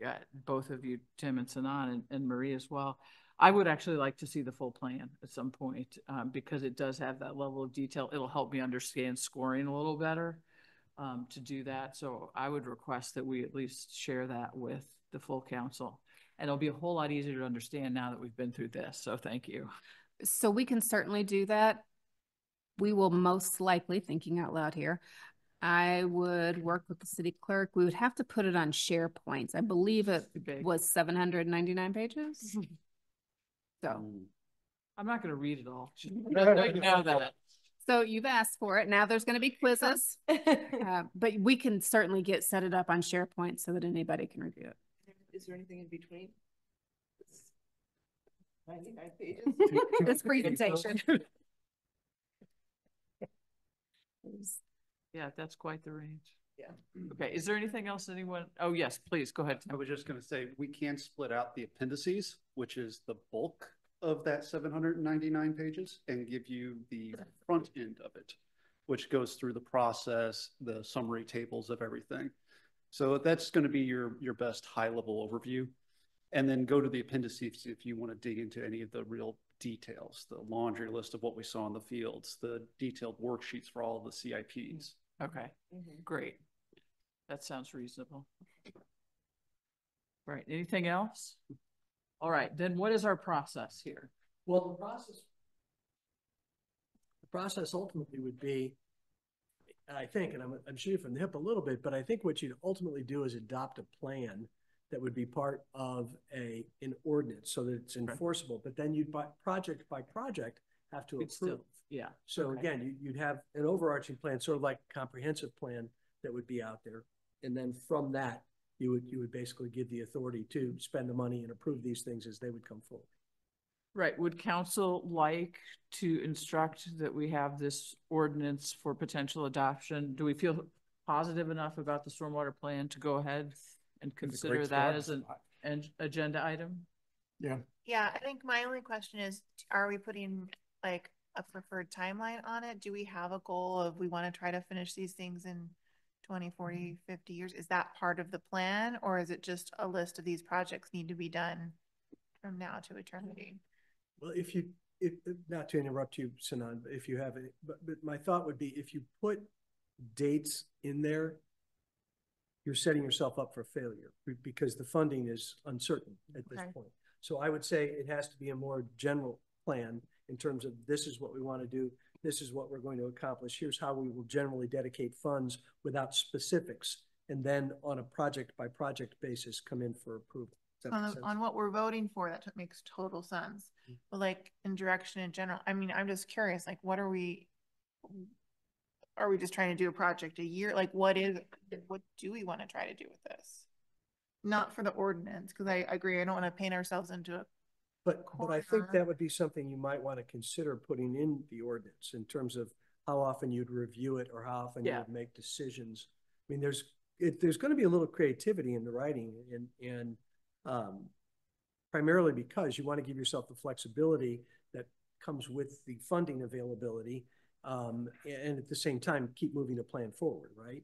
Yeah, especially, because we had the 2002 plan, I think was the previous one. So I think being able to like codify a plan to keep moving it forward, even if it takes 50 years, like just kind of keeping it moving forward, I would like that.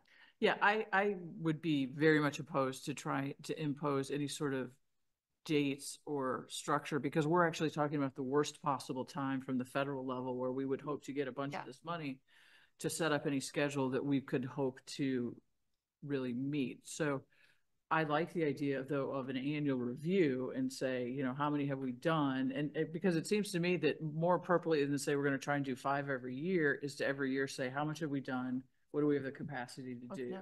Yeah. Is And annual, that'll fluctuate, I think. is annually too much or maybe every 2 years to review it? Well, we're going to have to see the CIP every year anyway, so we might as well do it as part of the CIP Part process. of the budget process, yeah. You went down here, sorry, I have my back slightly turned to you. Okay, well then and David, I'm sorry, I don't mean to forget you. Do you have anything you want to? Okay. All right, so then I think we do have, yes. I have one other question. So the 0.7 or the 1 FTE you're requesting, that's what I'm saying, thinking, when will you need that? At the first project that we? No. If we establish a 5-year plan, we know that every year we will implement these projects. Probably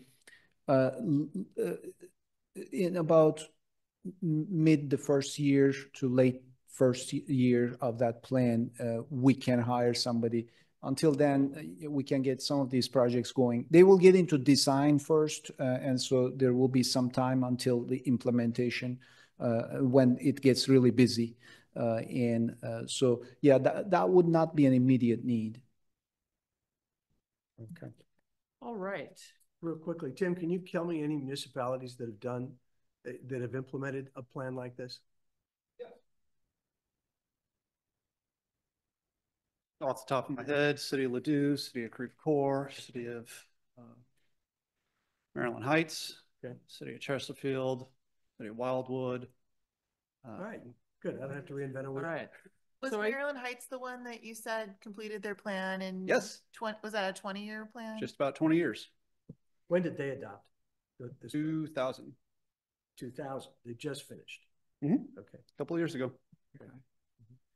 So then, council, I think we now can task the city manager and city attorney coming up with the appropriate vehicle for us to consider adoption of the plan. To give you enough scope. All right, Council Member Hassemeyer, could you, well, first of all, thank you both very much. This has been a huge project and we really appreciate it. And it's going to help us set up what we do for quite a long time. So thank you. We're going to see a lot more Sinan. Tim, we might not see as much of you. So thank you very much. All right, Councilmember Hassemeyer, could you call for the first and second reading of Bill number 9277, please? Yes, Madam Mayor, I'd like to call for the first and second reading of Bill number 9277. Bill 9277, first reading. An ordinance authorizing the city manager to execute on behalf of the city of Webster Groves a permanent pedestrian easement and traffic signal easement to the St. Louis County Department of Transportation and Public Works related to a portion of property located by 845 Marshall Avenue, associated with federal project number STP-5613, parent 610 and parent. All right. I'm assuming we don't have a presentation, that this is just this, we need to do this, basically. Does anyone have any questions then? I do. Okay. What's the timeline on that? I was trying to read all the finer points. See, I told you we'd see a lot more. Welcome back. This is the county project, Hanley and Lake Station Road. Okay. I can find out more about it. They are currently, the sign is completed. They're in the right-of-way phase now, so they're acquiring their easements, and they will get into construction from there. I believe 2026, but they may be able to even beat that schedule and do it even quicker. As you know, like Lead Station Road is in really bad shape. Yes. And so this will resurface that road, as well as do intersection improvements and such in the area. Okay, that's good. Thanks. It's not urgent. I was just curious. Thank you. All right, thank you. Then let's go ahead and have that second reading, please. Bill 9277, second reading. An ordinance authorizing the city manager to execute on behalf of the city of Webster Groves a permanent pedestrian easement and traffic signal easement to the St. Louis County Department of Transportation and Public Works related to a portion of property located by 845 Marshall Avenue, associated with project number STP-5613, parent 610 and parent. Thank you very much. We'll move on to the consent agenda, and I had been notified Councilwoman Hickson Shepherd would like to remove some items, please. I'd like to remove resolution 2025-09 and 2025-10 to talk about individually. All right. So are we just talking about those, or do you foresee a separate vote on either one? A separate vote for 5 or for -10. I'm not sure about, I think probably just a discussion for the ice rink. Okay, so then I think the removal will just be for item 5. Okay, and then we'll discuss the ice rink prior. That works. Okay, we haven't done this in so long, I've forgotten. So that's a motion. Do we vote on the motion for removal, or how does that work? I think we vote on the motion for removal. Oh yeah, we do need a second for that. All right. Second. And so the motion is to remove item number 5 from the consent agenda. And that's for further discussion. And potentially an independent vote, yeah. Check. Yeah, please go ahead. Okay. Councilmember Bliss? Yes. Councilmember Franklin? No. Councilmember Smith? Yes. Councilmember Alexander? I guess I'm questioning why are we removing this? Are we saying that this is not something we want to? No, it's just a matter of the consent agenda you do in one block. If you think you want to have a separate vote on an item, then you have to remove it from the consent agenda to have a separate vote. But if we're wanting to remove it from here, it's because we feel like there's conversation that needs to be had, because specifically, maybe we don't need to have a message marquee sign or something. It's not we right now. It's Councilmember Hickson Shepherd's made the motion, so she's asking us to do that. So yes? Or no? No?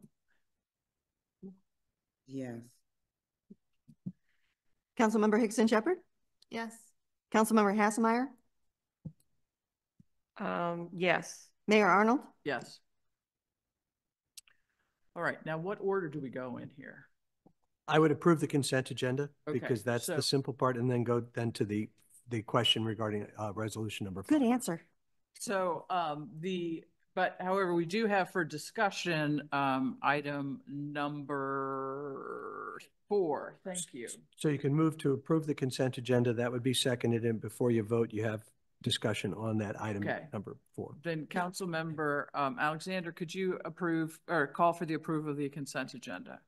I will call for the approval of the consent agenda. Second. All right, is there discussion? Could we hear more about the ice rink change order. Yes, you may, absolutely. Do you have specific questions or just want me to give you a brief rundown of what happened? We've read about it, but it's a pretty big dollar item, and it's going to have downstream effects to the Prop W project. So I just wanted to talk about that in open session a little bit.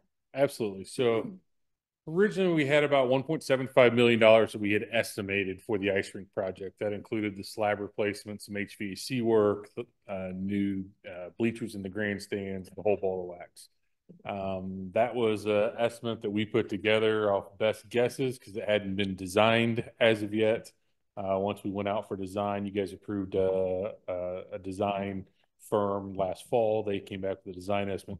It did come in originally at $4.2 million. We've already started value engineering that down. Still working on that value engineering portion of it to bring more of it down. But on the consent agenda tonight, I've requested not to exceed $4 million number.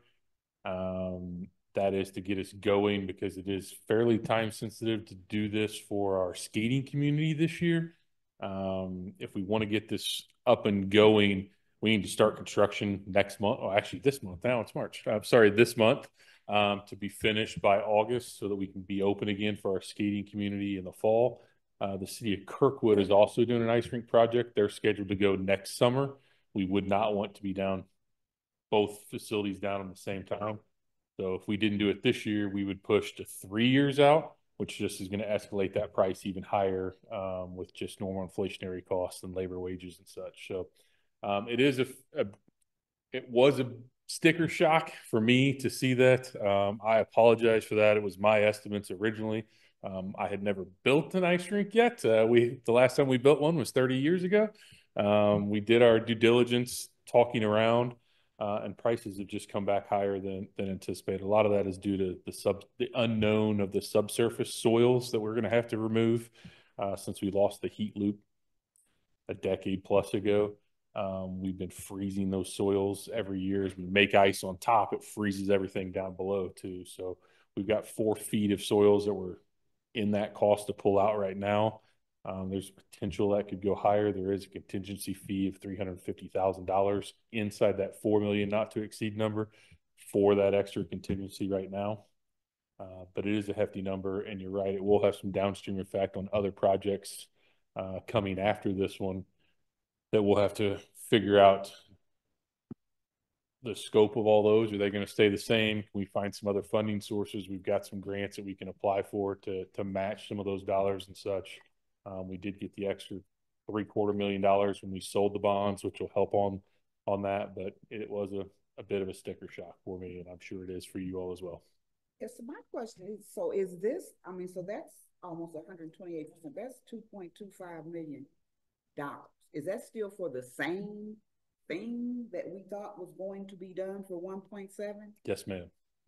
And then when we talk about the different contingencies of the $1 million contingency and even the 750,000 that the additional funding for, those were anticipated contingencies or additional bond income that was to be spread over the entire project, not something that would just be attributed to the ice rink. Correct.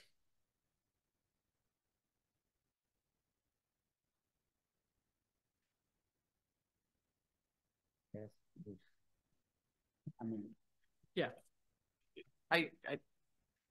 What is this is also though our biggest revenue producing facility. It is. The ice rink brings in about $800,000 a year in revenue for us on expenses of about half of that. So,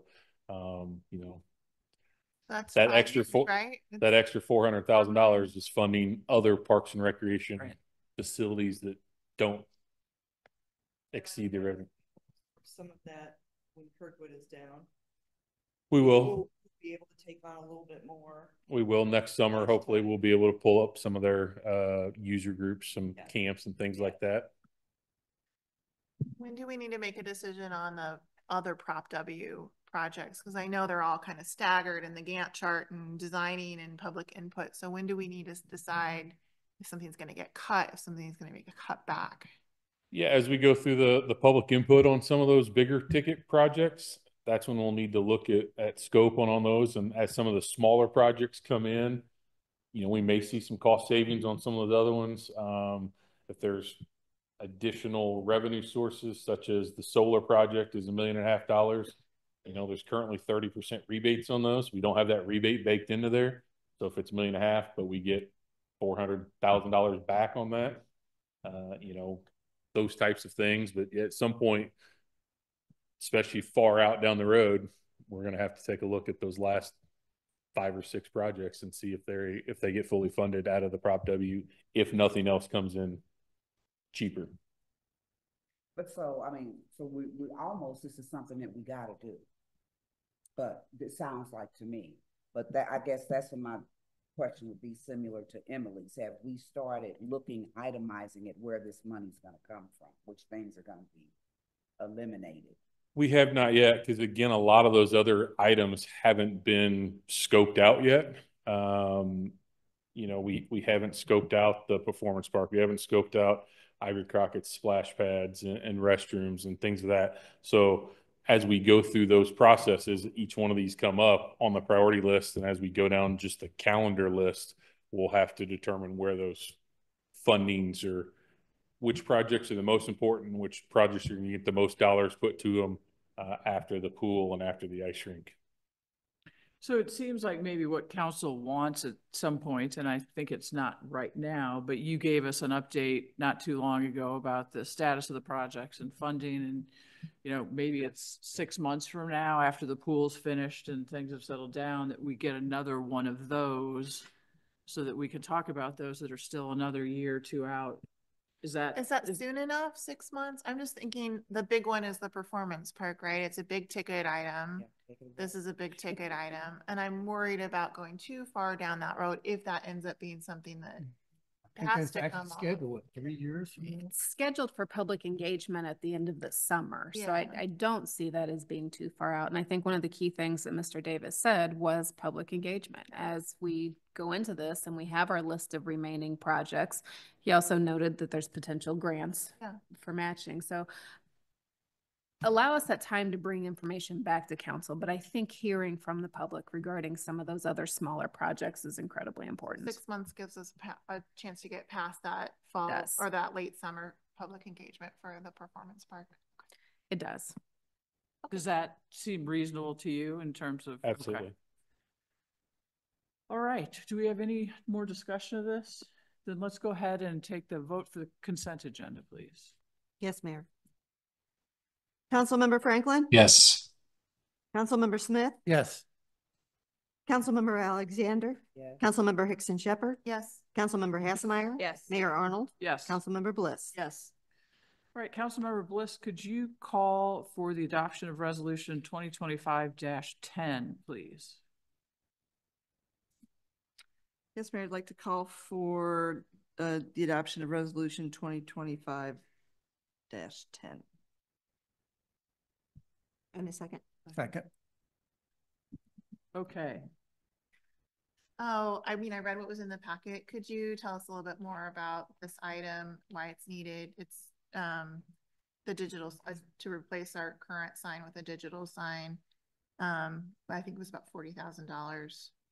So why is that needed? What's the, you know, a little more background on that? Absolutely. So at $40,000, I can share that it is in itself an investment. Currently, when we do messages on the digital sign, they are done one letter at a time, and we spend staff time doing that. This, however, is not just about staff time. It's about how we engage with the public. We just talked about a lot of public engagement. We're able to put up a message a week, sometimes 2. All the proclamations that were done tonight, how many days were proclaimed for certain people, 2 or 3. This would allow us to run messaging of whether it's boards and commissions meetings, if there's special events, if there's emergency events, emergency notifications.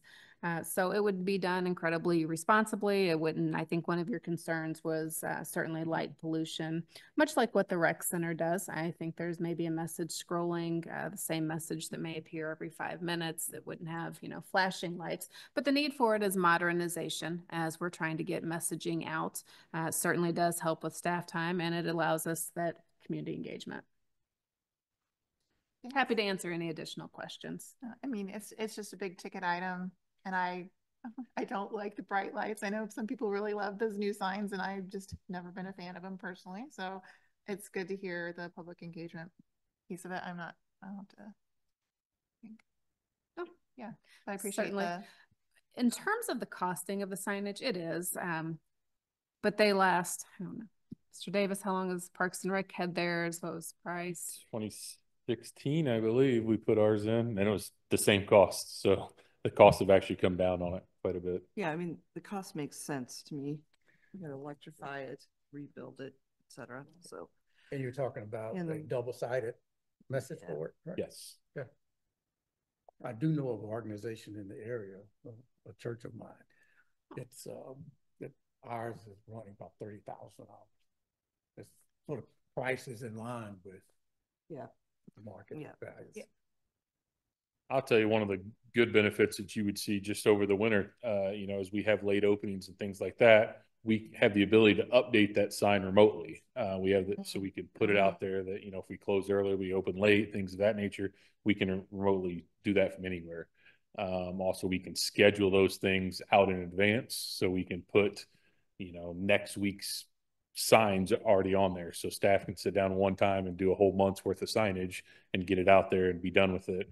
So there's quite a bit of cost savings from manually moving that sign around and things of that nature. We'll also be replacing the light on the flag. So the idea is that I'll put 2 solar flag lights, one at the top of the flagpole and one midway down. So it'll light the flag right now through solar. Currently, there's a light on top of the current sign that shines up onto the flag. So. And I think this is a perfect example of just some of the conversations that Can you turn on your microphone? I'm sorry.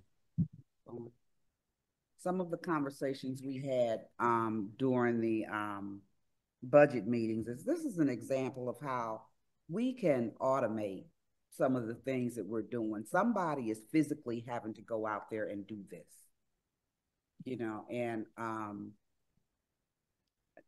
we just there's just too much stuff that we do that's manual, that's inefficient, that costs people's time and time away from something else. So I don't see a problem with this. The library's gonna want one. Well, they just put that other one in a couple of years ago. Just put a big sign up there. And they were prohibited for putting an electric one. They're kind of upset by that. Is it on 24/7? Does the signs go up? Do they go off at Parks and Rec, or are they just rolling constantly? Just curious. They could. The one at the rec center rolls 24/7. I know I've seen somewhere at like 10 p.m. they go dark.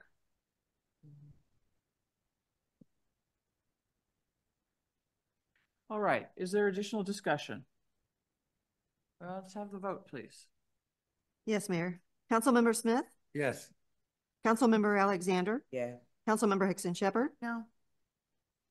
Councilmember Hassemeyer? Yes. Mayor Arnold? Yes. Councilmember Bliss? Yes. Councilmember Franklin? Yes. All right. We have appointed Joe Drest to the Business Development Commission.